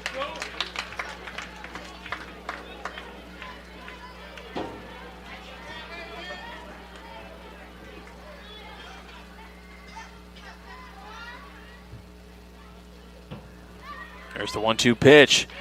Got him on strikes. That's a big strike out there from Colombo. Now you have the liberty of possibly pitching around this next hitter to maybe set up a double play, or you could just come right back after him. But that big first strikeout gives them options here for the second, I bet. So Schweiss coming up here now. Looking to maybe try to line one into the gaps or pop one up into the outfield to try to get that tying run to come around at the very least. He's thinking about ripping one to try to keep himself on base, but the important thing for Mineral Area is to at least get this game tied. We're only in the bottom of the fourth. Still got some time to go here. The 1-0, breaking ball missing outside, so 2-0 the count here. Schweiss, I'm not going to lie, Schweiss feels pretty, I feel like he's pretty loose here in this at-bat. Feels pretty confident in himself. I like it. Yeah, he's letting some big cuts rip. That one misses. Always love when the players have complete confidence in themselves and I feel like they can really do anything out there. Showing bunt, pulling it back, says, okay, I'll take that strike. He was ready to throw that bat for ball four, but he was like, all right, I got you. I love the energy Schweiss plays with. He's been dancing around, having a great time this whole game. It's kind of the vibes here this whole Cal Ripken World Series tournament. 3-1 outside, so now, as you said, we got runners on the corners here. He might take second right now. Never mind. He was going outside. I thought he was going to turn and maybe head for second, but he was just handing his gloves to his first base coach. A lot of times there will be players that kind of catch the defense napping. I wouldn't be surprised trying to stay out of the double play scenario that you set up. He's probably going to try to look to steal here pretty early in this at bat, I would imagine. Thinking about that back pick. Yeah, if anyone on Mineral Air was going to do that, it was going to be Schweiss. Definitely the type of player that would try to take second on a walk.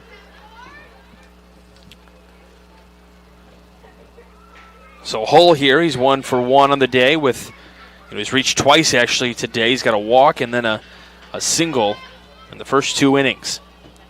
The 1-0.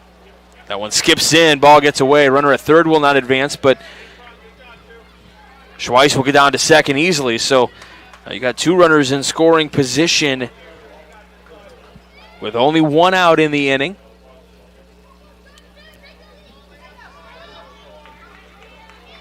So if you're Colombo here, the important thing is to try to keep the ball on the ground if possible. And, we've talked about it in previous games. A walk is not the absolute worst thing. You really don't want to have the bases loaded, but that does create the force at any base. Yeah, with the base open, you sort of have the liberty of maybe pitching around a guy, not throwing everything down the heart of the plate. But now with the bases loaded after the walk, he's going to have to attack this next hitter. So bases loaded with 1 out. So here comes Burmister. Everything, he's got some confidence here. He's thinking, I just need to hit one in the gap, and things are looking good for us.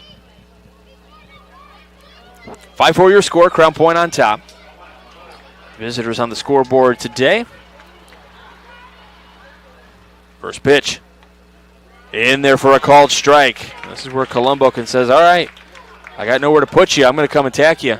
I'm going to make you hit it.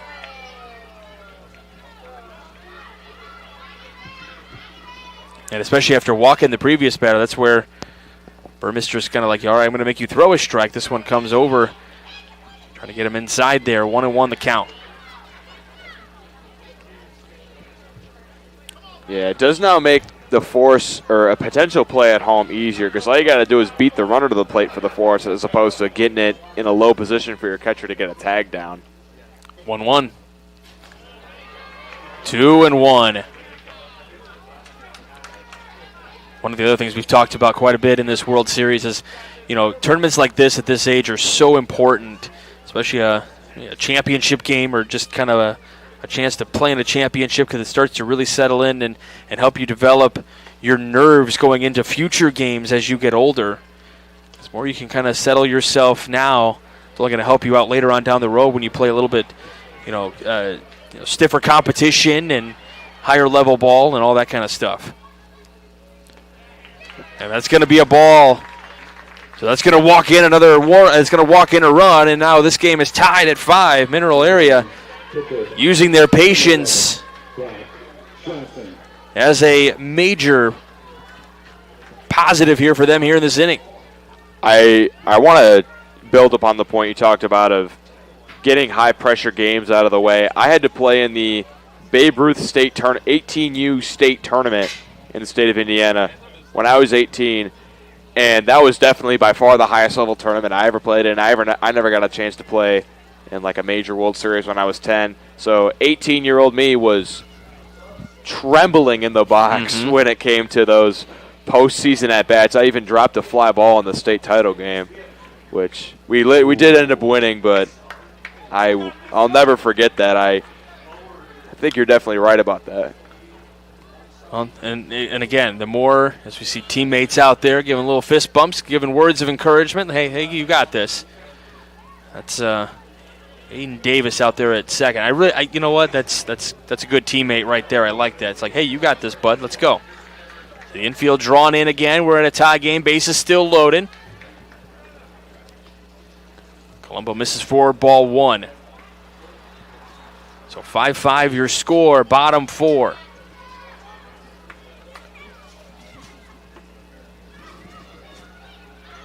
Colombo gets the sign.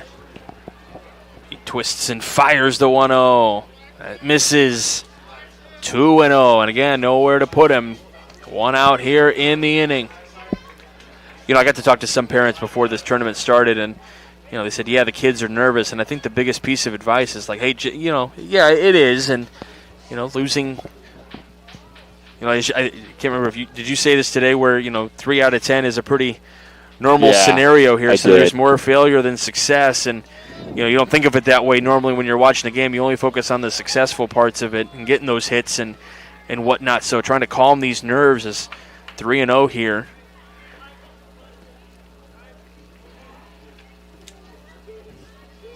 (3-0). 3-1 now. Nice pitch. And I think another point, too, is a lot of times you see MLB teams, they'll call up a rookie right before a big playoff run. Mm-hmm. Sometimes they have a lack of nerves just from a lack of experience. A lot of times younger players, they just kind of don't feel that. And that'll be ball 4. That'll walk in another run as Mineral Area will take the lead 6-5 here in the bottom of the 4th. Another RBI here in this inning, this time for Johnson. This brings up Dotson now. He's 2 for 2 on the day. Probably the last guy Crown Point wants to see hitting right now. And we'll have a change here. We'll switch pitcher and center fielder as Harrison Sturley will come in here to pitch. So we'll step aside for just a moment. You're watching the Cal Ripken 10U World Series, brought to you by Pet Supplies Plus here on the Region Sports Network, the only game in town.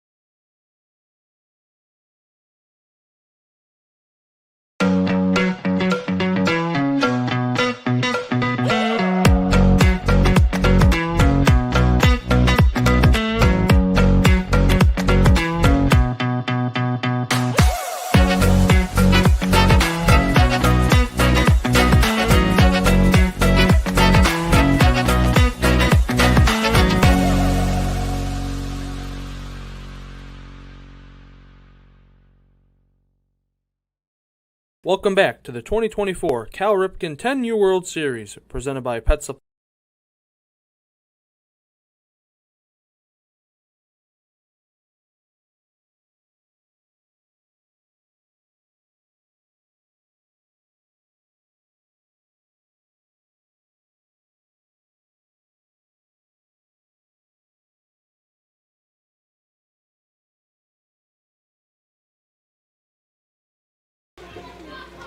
Welcome back to the Cal Ripken 10U World Series. We've got Harrison Sturley on to pitch now for Crown Point.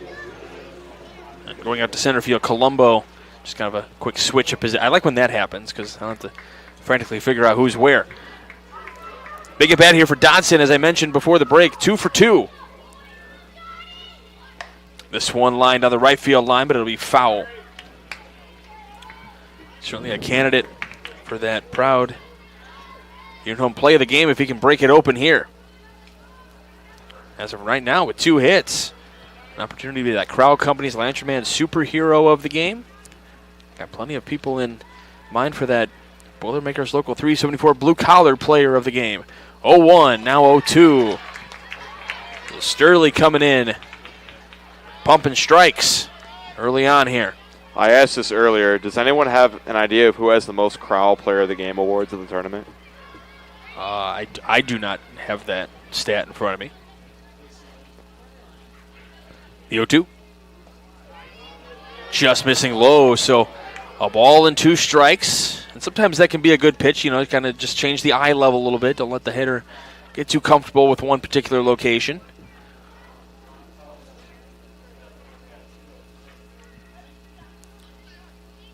Sturley looking in, taking his time. The 1-2. And that's called strike 3. Home plate umpire even forgot how many strikes there were. It's been a long day at the office. The umps, the broadcasters, the fans, everybody, man. We're pumped up here. I don't know what you're talking about. We live on adrenaline. This brings up Dreyer now. First pitch upstairs. That's only the 4th strikeout of the day of Mineral Area hitters after a parade of walks. 4 walks in a row. Gives them a lead, 6-5. Dreyer trying to add some more to that. 1-1 the count here.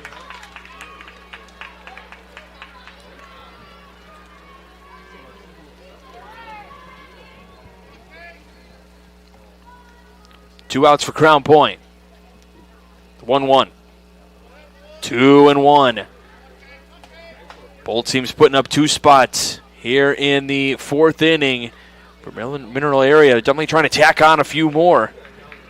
Yeah, big hit here could really break this game open. Nobody's had more than a 2-run lead at any point.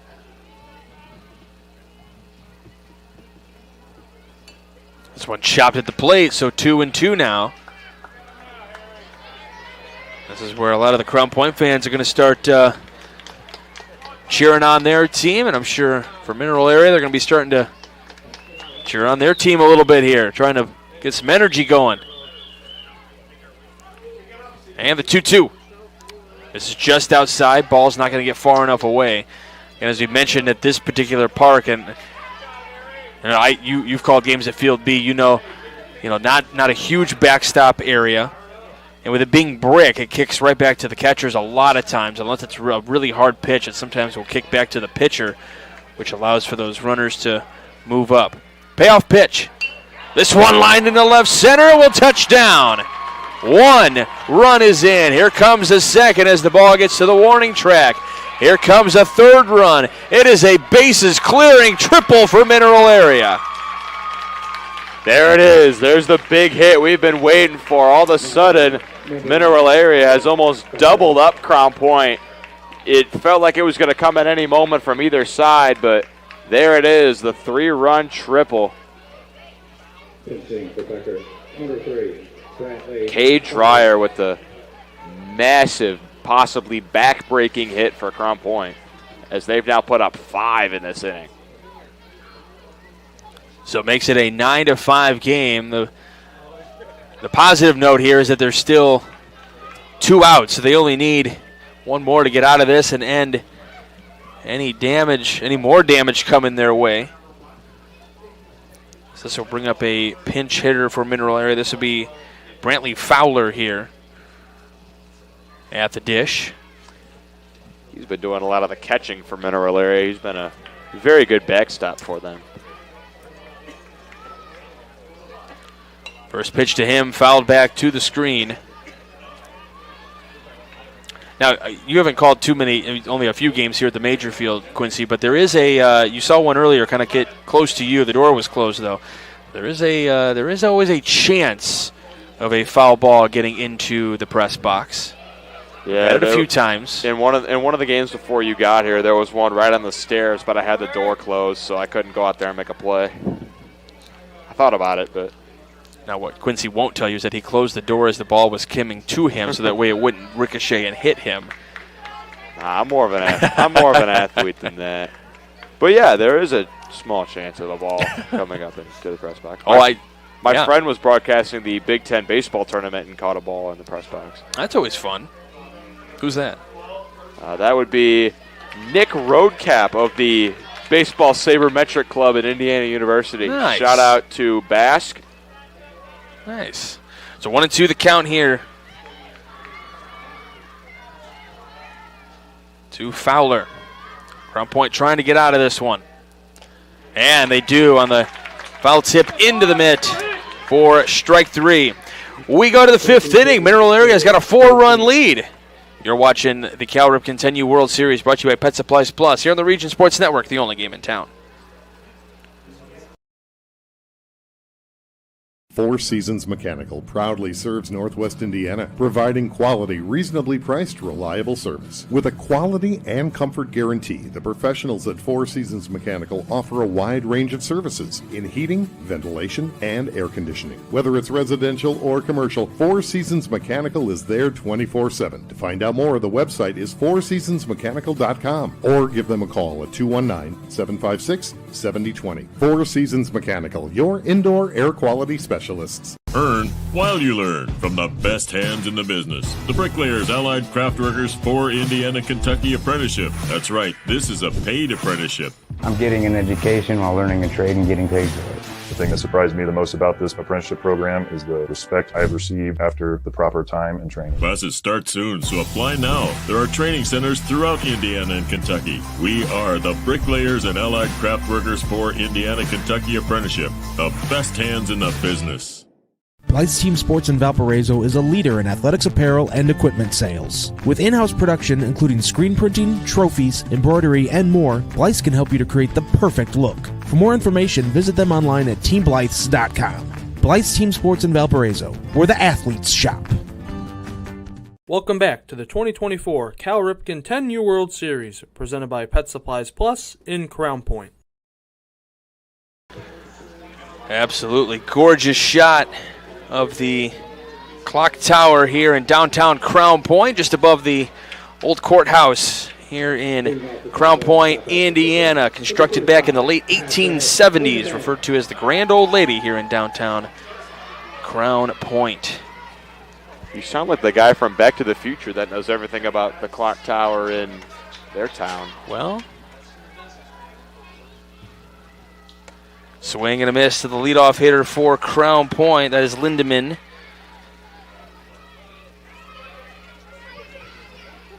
So the first courthouse and clock tower were constructed back in the early 1830s, and then they wanted to get a bigger one as the hub city got bigger. This one played on a bounce, and it'll hop into right field. So Lindemann is on with a leadoff hit.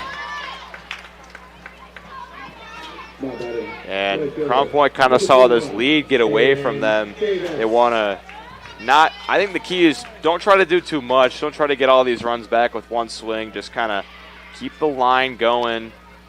Move from hitter to hitter in the lineup, and the runs will come.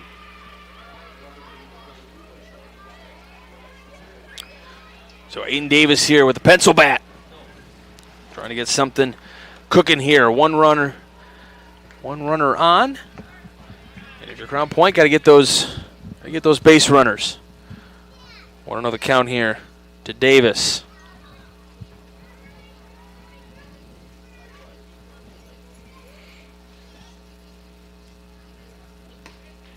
Pitch misses just outside. Ball gets into right field, so Lindemann going to get into second. And now you got a runner in scoring position here, but still for Crown Point, I mean, you got to still get guys on base to be able to start chipping away at this. I mean, we're only in the fifth, and we play 6 innings of regulation. Have any games gone to extra innings? I know they play extras if it's tied. I don't know if we've seen an extra inning game. I have not, as we'll have a meeting on the mound here.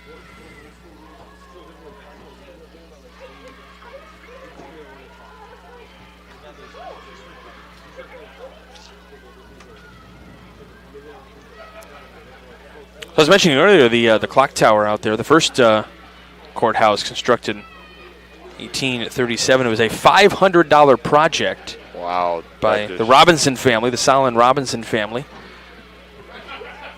They were first settlers back in the 1830s. Yeah. And they wanted to build a new one as the hub city continued to grow and prosper. It's had some famous moments. Of course, the John Dillinger escape from the inescapable prison.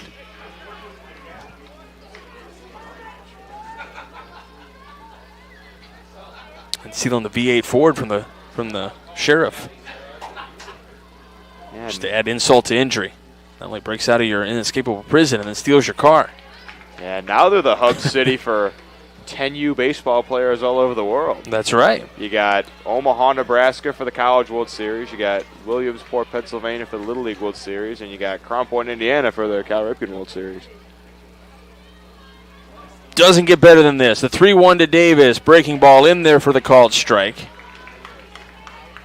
Johnson still pitching for Mineral Area, by the way. So working a full count here. Runner at second. Nobody out.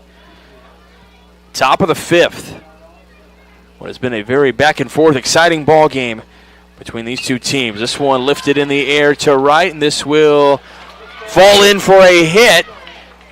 Davis making that turnaround first. It was very close to that line. So Davis with not the RBI yet, but The hit to send the runner to third.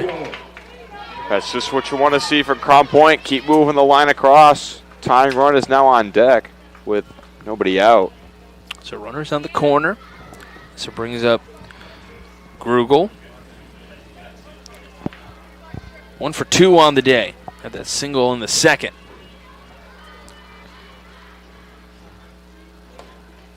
Pitch misses outside, 1-0.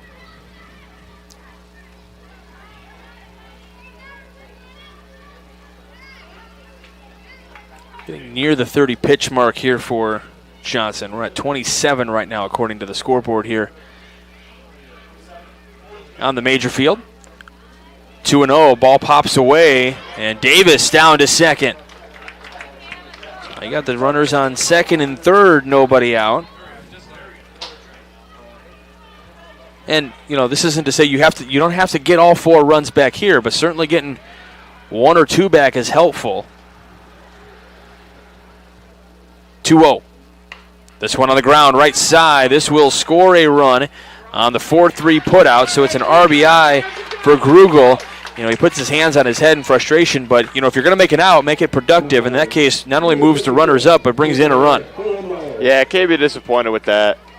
If you're going to get out more times than you get hits, like I said earlier, but, anytime you can get a productive out like that, shouldn't be too disappointed. I don't think that even hurts the average on the sacrifice ground ball. This one going to get through for a base hit. Another run is in. We mentioned chipping away, and now you're in a position where you've got the tying run to the plate, so with only 1 away. So it's an RBI single for Colombo. He's 3 for 3 on the day.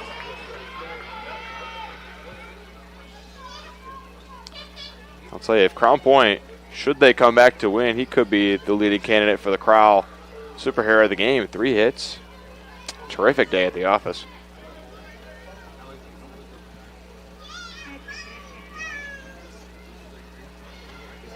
Ball gets away. Runner going to move up. It's Porter now at the dish. That was the RBI single for Colombo. Makes it a 2-run game. Again, this is kind of what we've seen this entire game, back and forth. You have to start asking yourself, who really wants to win this ball game? I will say this is, in terms of it not being a lopsided game, this is one of the higher scoring games you're going to probably see around here. Definitely. In terms of scoring for both teams, we've had our fair share of one-sided blowouts, but in terms of even run scoring from both teams, this game has had it all. Great one to cap off pool play with. 2-0. That's why the schedule makers knew to put this one in prime time. And runner's going to go down to third on the stolen base. Good old-fashioned delay steal. One of my favorite plays in baseball. Caught the defense napping a little bit.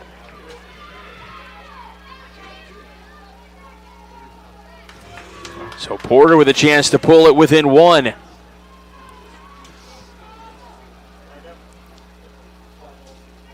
.3-0 upstairs, and that'll be ball 4. So Porter is on with the walk, his second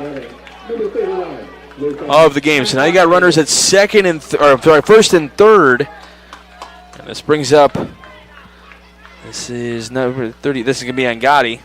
He had an RBI single his last time up, so he's got a chance for some damage here. That tying run over at first base. He's going to be looking at taking second base if possible here. First pitch line, and caught it at the pitcher position and doubled up at first base. Oh my goodness. Mineral Area finding a gift right into the pitcher's glove and wisely thrown over to first for the pickoff. What a play for Mineral Area. We go to the bottom of the 5th. You're watching the Cal Ripken 10U World Series, brought to you by Pet Supplies Plus here on the Region Sports Network, the only game in town. Holy cow.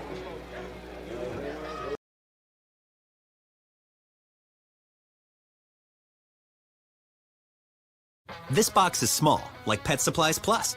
This one is large, like a big box store. In each stew, has carefully hidden a toy. Question is, which dog will find it first?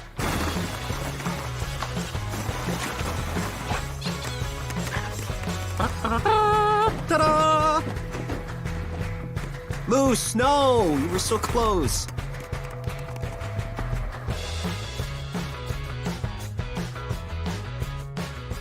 Located just one block north of the square in Crown Point and just 1 minute from Jerry Ross Park, Station 21 American Grill is one of the city's most popular eateries.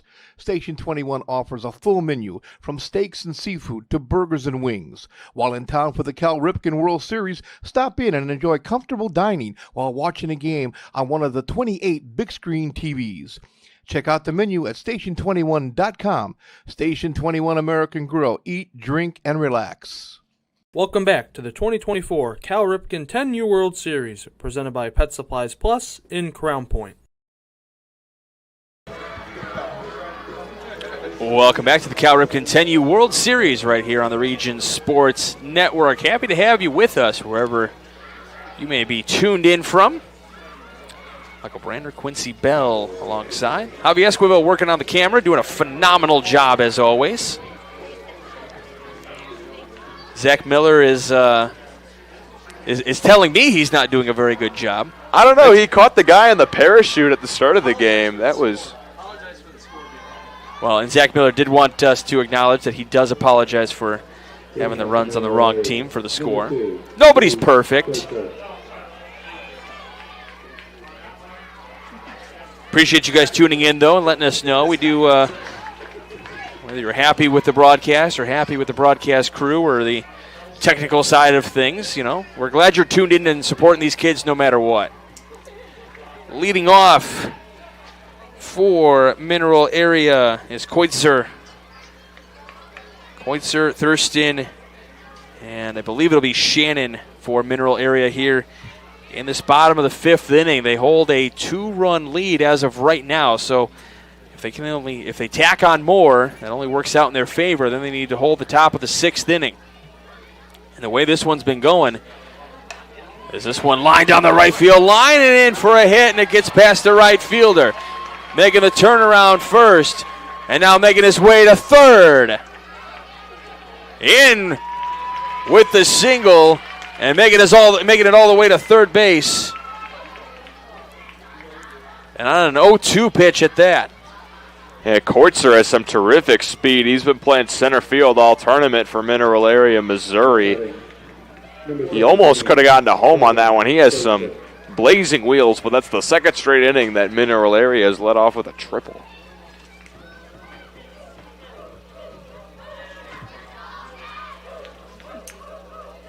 So we're going single E9 on that one. At least I am.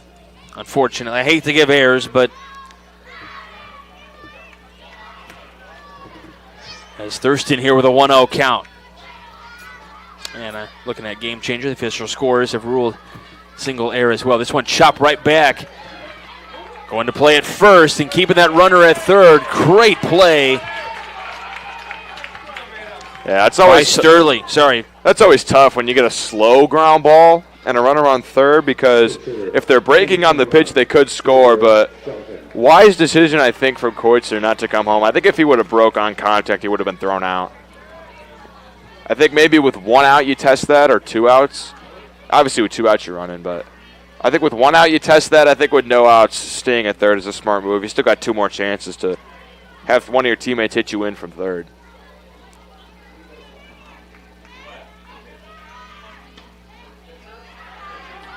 Ball gets away. Runner's not going to advance from third.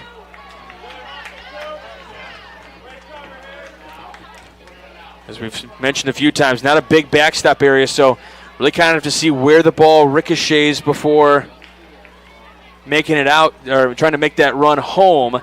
And in some cases, maybe in a case like that, if you're down, maybe you kind of test it to see if you can get that run just to kind of save yourself there. But with 1 out, just always interesting strategies. And that's kind of the fun thing about this tournament, Quincy. Like, there's some areas where that maybe let's go. But in other areas may have different strategies and different thought process. I know baseball kind of feels like a universal game, but the same thing can be said with all sports. There's different styles and different thought process and how you do things, and everybody's watched different levels and different things happen in games. So sometimes your experiences play a factor in how you rule a game as well. There's a 3-1. Make it 3-2. Yeah, there are definitely times where coaches will push the envelope more than others. But I think with a lead, you got to be more cautious than aggressive. The 3-2. Missing outside. 4-4. So it is a... There's nobody at second. He's going to go. He's making the turn. Now there's a person at second. They're going to throw home. It's going to go. The runner's going to go back to third. You called it wisely there. Making that turn was, I believe that was number 20. Was that Shelton, number 21? That was making that run?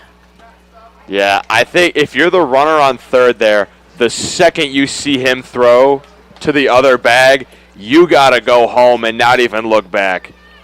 I think if you're sitting on third and you see him throw to another base, completely opposite of where you're at, head down, you got to go on that. And I think Shelton probably thought Koitzer was going to go from third, and that's maybe why he went. A little miscommunication gets Crown Point a free out. And sometimes when you don't see that defender, your eyes kind of widen. You're like, hey, there's a free bag. And thinking about it, then the defender got there. So, yeah, the shortstop Leighton got there pretty quickly to cover the base. And that was Shelton, by the way, getting a plate appearance in this one. So he drew the base on balls. And then caught stealing second. So still a runner at third, now 2 outs, and this will be a big, this one down the left field line, but it'll be foul. This will be huge for Crown Point in terms of the way the momentum has gone in this one. If they can, you start off with a runner at third base, nobody out, and if Crown Point can leave that runner stranded there, I feel like that's going to give you a little boost heading into the sixth. Yeah, they're going to need 2 runs, and forget just not having it be 3 runs as opposed to 2. The confidence is a big thing. Yeah, but if you keep, you think about, you keep that psyche as that one comes upstairs, so 3-2 now. So, but if you keep that psyche, say you get those 2 runs, and there's obviously no guarantees, but say you get those 2 runs or maybe more, and then there's another leadoff triple or something, or another opportunity to start. You feel like, hey, we did it once before, we can get the other out, we can get the out again. 3 outs without letting that run come across. Gives you confidence in yourself. Schweisto has other ideas. He wants to bring that run in. 3-2. He's worked a good at bat. It's ball 4. Ball's going to be just far enough away. Ball going to be thrown around a little bit. And it's best for Crown Point just to hold it here. And now runners down to second. Crown Point continues to just kind of throw it around a little bit here. It's another pitcher has the ball. He's going to head to the bump. And he's watching everything is Sturley right now. So now a runner at second base. Crown Point, they're like a cat with 9 lives this inning. They somehow still haven't let that runner score from third despite all this drama. So 2 away.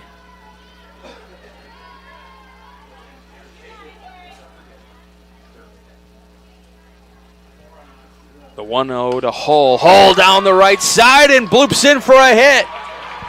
2 runs are going to score. Hull making the turnaround second. He's heading for third. And he's in with 2 RBIs to his name. Just when Crown Point got the 2 runs in the 5th to cut the lead back to 2, it's Mineral Area coming through again with the big hit to push the lead back up to 4. They've been hitting when it counts. 11-7 your score. And this brings up Burmister.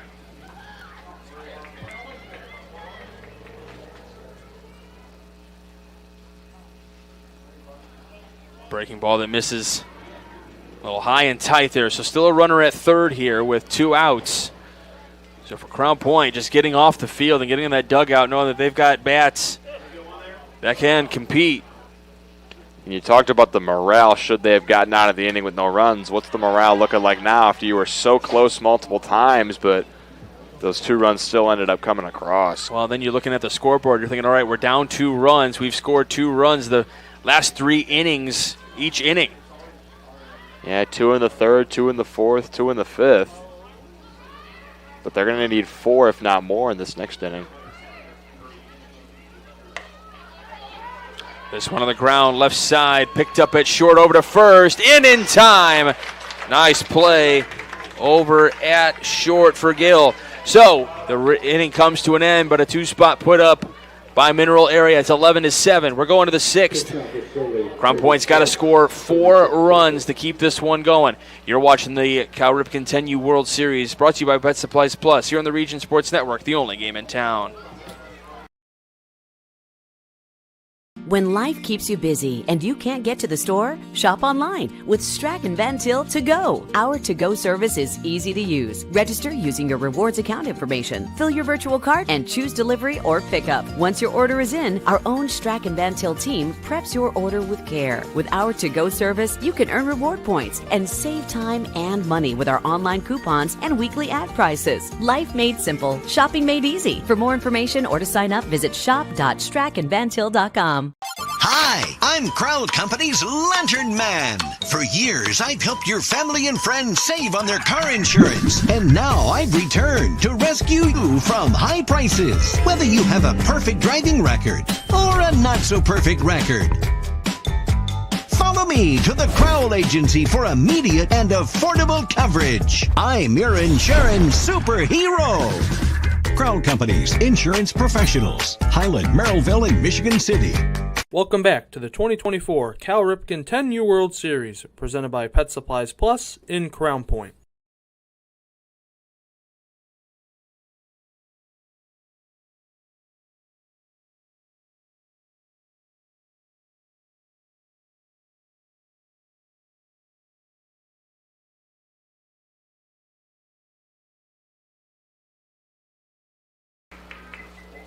We go to the top of the 6th inning here at the Cal Ripken 10U World Series. As Dotson is now on to pitch for Mineral Area.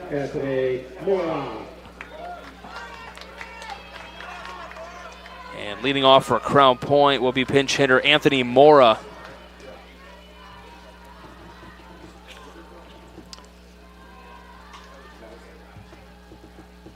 This one on the ground, right side, and through for a base hit. That's a clutch AB there for Mora. It's got to be tough to come off the bench and hit in the last inning, coming in cold. You've waited all this time. It's now past 9 o'clock, and you haven't gotten to that bat yet, but not tired or rusty at all. He attacks the first one, punches it through the right side for a base hit, and Crown Point's looking for a rally here. So I don't know what you're talking about. I come off the bench, and I just hit. So here comes St. Clair. Pencil bat. 0-1 the count. Mineral Area trying to close this one out here with no damage done with Dotson pitching. I know we got some other changes. We'll try to get those to you here in just a moment. As Dotson was at first base, so we're trying to figure all those changes there. It's number 46 at first now. That's Schweiss.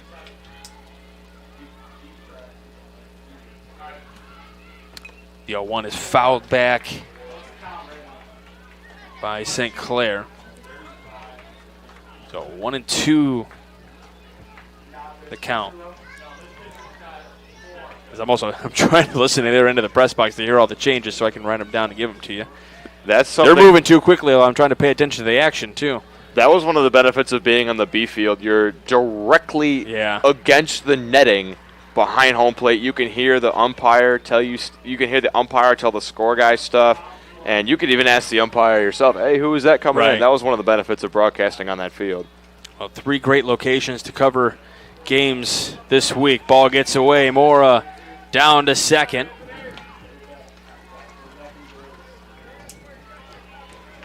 I tell you what, they do things right here in Crown Point. This Cal Ripken 10U World Series will be in Vincennes, Indiana next year. Payoff pitch to St. Clair. It's ball 4, so 2 on, nobody out. And they're hustling to first after these walks. These runners and the Crown Point lineup, they're energized. They want these 4 runs back, and they're looking to get them here in a hurry. They definitely don't look like they have any wavered spirits. They're going to fight till the very end. So Gill will dig in.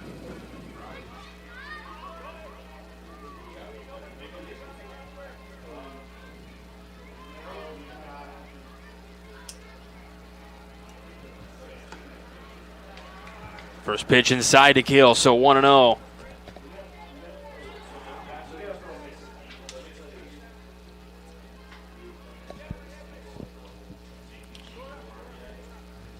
Looks like the Mineral Area coach is going to make a bounty of substitutions here.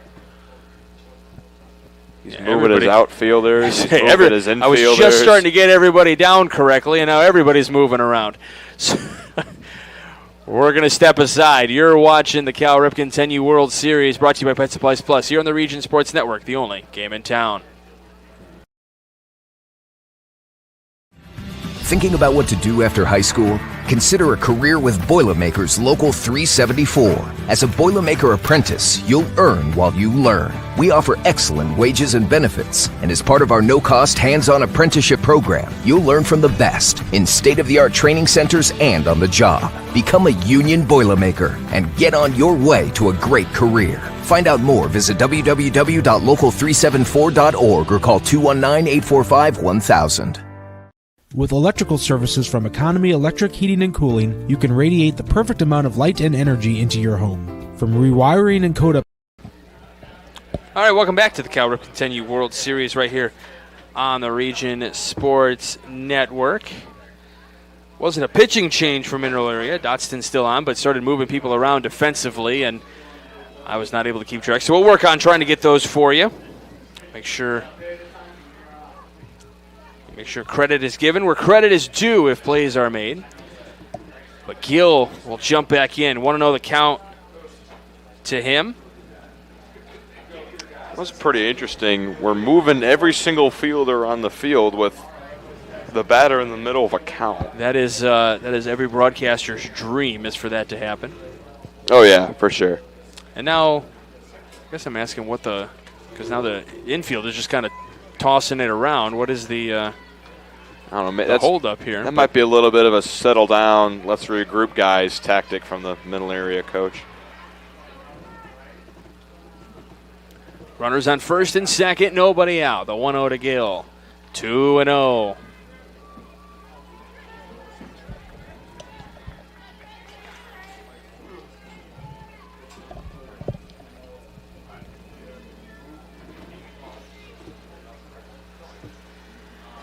This one fouled back to the screen for strike 1 here to Gill. Do we have a interference on the catcher? Is that what it's been called? That's what it's looking like. I believe so. Good thing we don't have Drew Arnold up here. He'd be very disappointed. He probably would have noticed it before anybody else would have. He'd be very disappointed as a catcher himself. But the tying run now up to the plate for Crown Point and nobody out. Catcher's interference, by the way, the rarest of the 7 ways you can reach first, and it's not even close in terms of rarity. So Sterling here with the bases loaded, nobody out. First pitch in there for a strike. Runners kind of get a little delayed steal off. So Sterling here, 0 for 3 on the night. St. Clair at second almost got backpicked. He was almost halfway down the line. The shortstop, Johnson, almost came behind him and picked him off. This one popped in the air. Caught at second base. We do have infield fly. Runners are going to head back to their positions. We did have infield fly, so everybody back to their positions. That was a scary moment for Crown Point there. Yeah, and they had some runners off, but Mineral Area, give them credit, not fooled by any trickery. Crown Point has been pulled on the bases. A lot of their 7 runs have come off of being attentive on the bases and stealing runs that way. So give credit to Mineral Area not throwing the ball around in a big pressure moment like that, just content to take the out and work to the next hitter. Lindemann, who's 2 for 3 today, up here to the dish, and Mineral Area coach back in. I'll tell you, if there's anyone that's going to pop one over that wall in right for a game-tying grand slam, it would be Lindemann. He hit one to the warning track on a fly earlier in the game. All right, so we have a new pitcher in. We're going to step aside for just a moment. You're watching the Cal Ripken 10U World Series, brought to you by Pet Supplies Plus here on the Region Sports Network, the only game in town.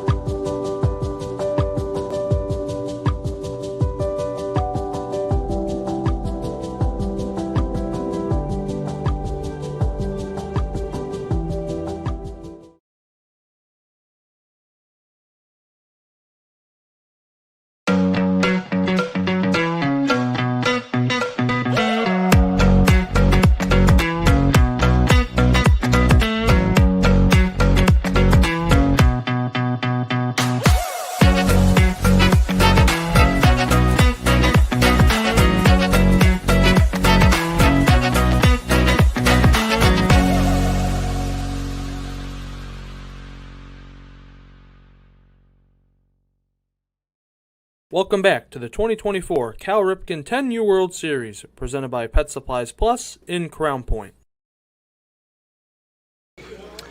Welcome back to the Cal Ripken 10U World Series. 1 out here in the top of the 6th inning. Crown Point trying to put the pressure on here. They got the bases loaded with 1 away. It'll be Lindemann batting. Burmister is on to pitch now for Mineral Area. How many pitchers have we seen in the game from both sides? Yeah, you're right. One would think I've been writing all that down, but there have been so many defensive changes in this one. I'm running out of ink on my pen. And you have 4 different inks on that pen. Right? That's the crazy part. Yeah, most people do the pencil in the book, and then some people just do the pen. So you just do the pen. I do multicolors on my. I might have to adopt the strategy, the color code. Yeah, mine's like a coloring book. I'm a child.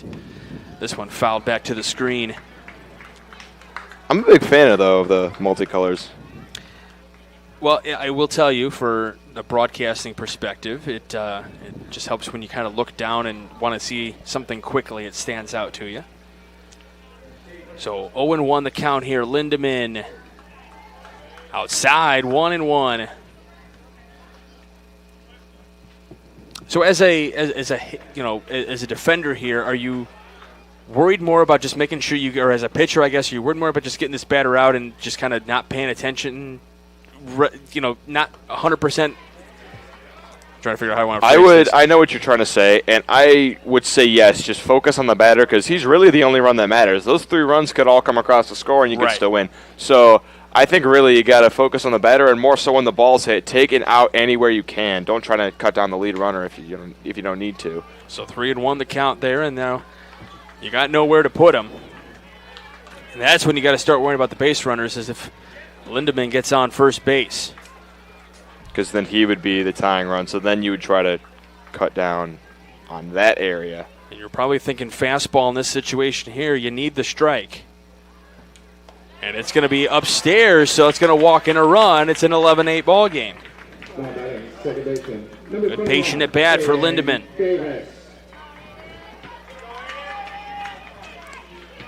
So it scores a run here in the top of the 6th, which, all of us kind of expected the way this game has gone. And here comes Davis here. He's 1 for 3 on the day. Had a single last inning, came around to score.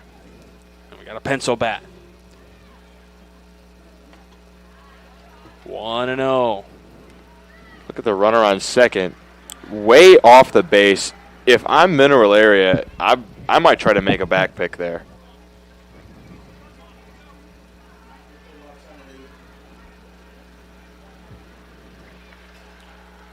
One 1-0 to Davis.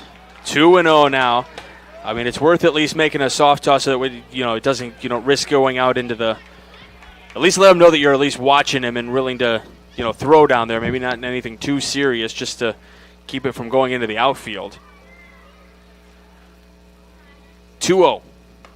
In there for a strike, 2-1. He shakes his head, going, "Yeah, that was there." The center fielder, Koitzer, is faded towards the opposite field in the right center gap, so there's a big area behind shortstop in that left center area. 3 runs might be scoring if a ball gets down over there. 2-1, left side, picked up at short, over to second for 1. 1 run scores. And it's a 11-9 ball game, so Davis does his job, gets the fielder's choice, brings the run in. That's exactly what you need to do, though, if you're Mineral Area. Get the out anywhere you can. The only run that matters now is the one on first. Not trying to do too much there and fire home. Just disciplined plays, and they only need 1 out anywhere to end this one. Yeah, 2 outs in the inning, trailing by 2. Mineral Area trying to close this one out. Now, do you try to steal second here and put the tying run in scoring position, but risk getting thrown out to end the game? Krugel has an RBI and a hit to his name today, trying to break through. Fouled right back to the screen. Quincy was ready for that one. I sometimes will put my hand up as if I were to catch a foul ball. That's what he was talking about. No, you were just trying to block it. You were worried about it was coming to you. 1-1 the count here. 1-2 on the outside. Trying to close the door here. Burmister for Mineral Area. I think that runner on first is going to try to take second, either this pitch or sometime later in the at-bat. This one popped up. We'll get to the screen. So 1-2, Crown Point down to their final strike.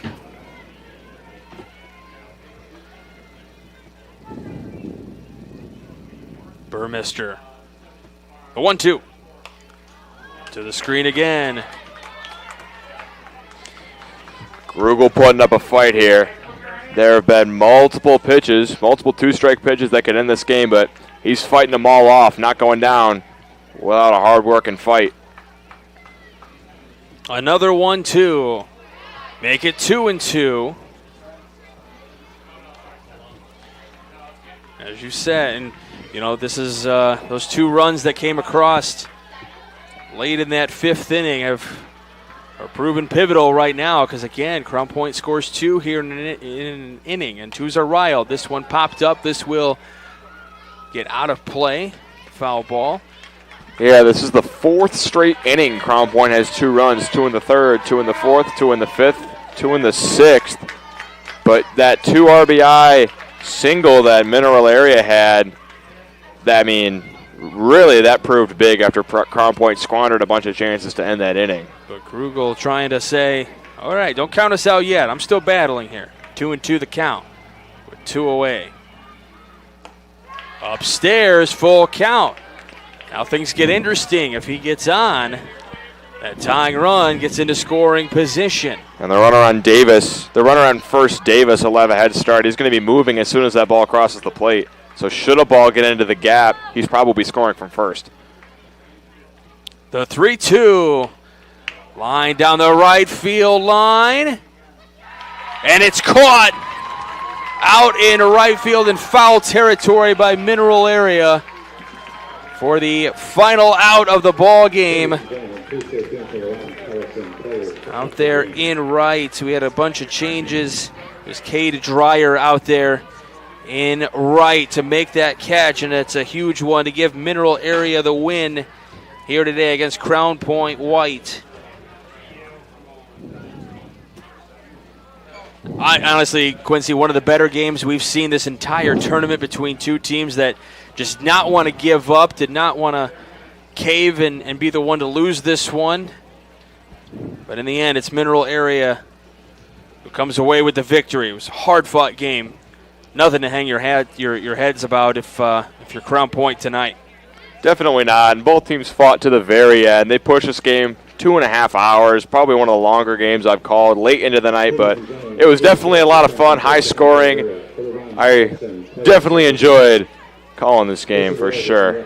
Well, pleasure working with you. And we also saw some phenomenal defense done by both teams here in this one, and some of the best hands in the business, just like Bricklayers Local 4, Indiana, Kentucky. Join Bricklayers Local 4 and start building your career today. Visit baclocal4.org to find out more. All right, Quincy, are you ready to name some award winners?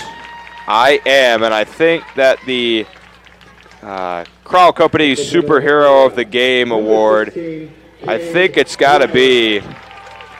So I'll let you look at that. The Crowell Companies Landerman Superhero of the Game is brought to you by the Crowell Companies. They are the insurance superheroes and are proud to recognize the superheroes on the baseball diamond. I'm going to give it to Brock Johnson of Mineral Area, Missouri. 2 hits, an RBI, 2 runs. He was really working hard the whole game. He was the main candidate in the box score. He also did a little bit of pitching, pitched 2 innings, only gave up 3 hits, only 1 earned run. So Brock Johnson getting it done on both sides of the ball. I'm going to give him the superhero of the game. Had a couple of strikeouts in that pitching performance as well. Time to look at our Boilermakers Local 374 blue-collar player of the game.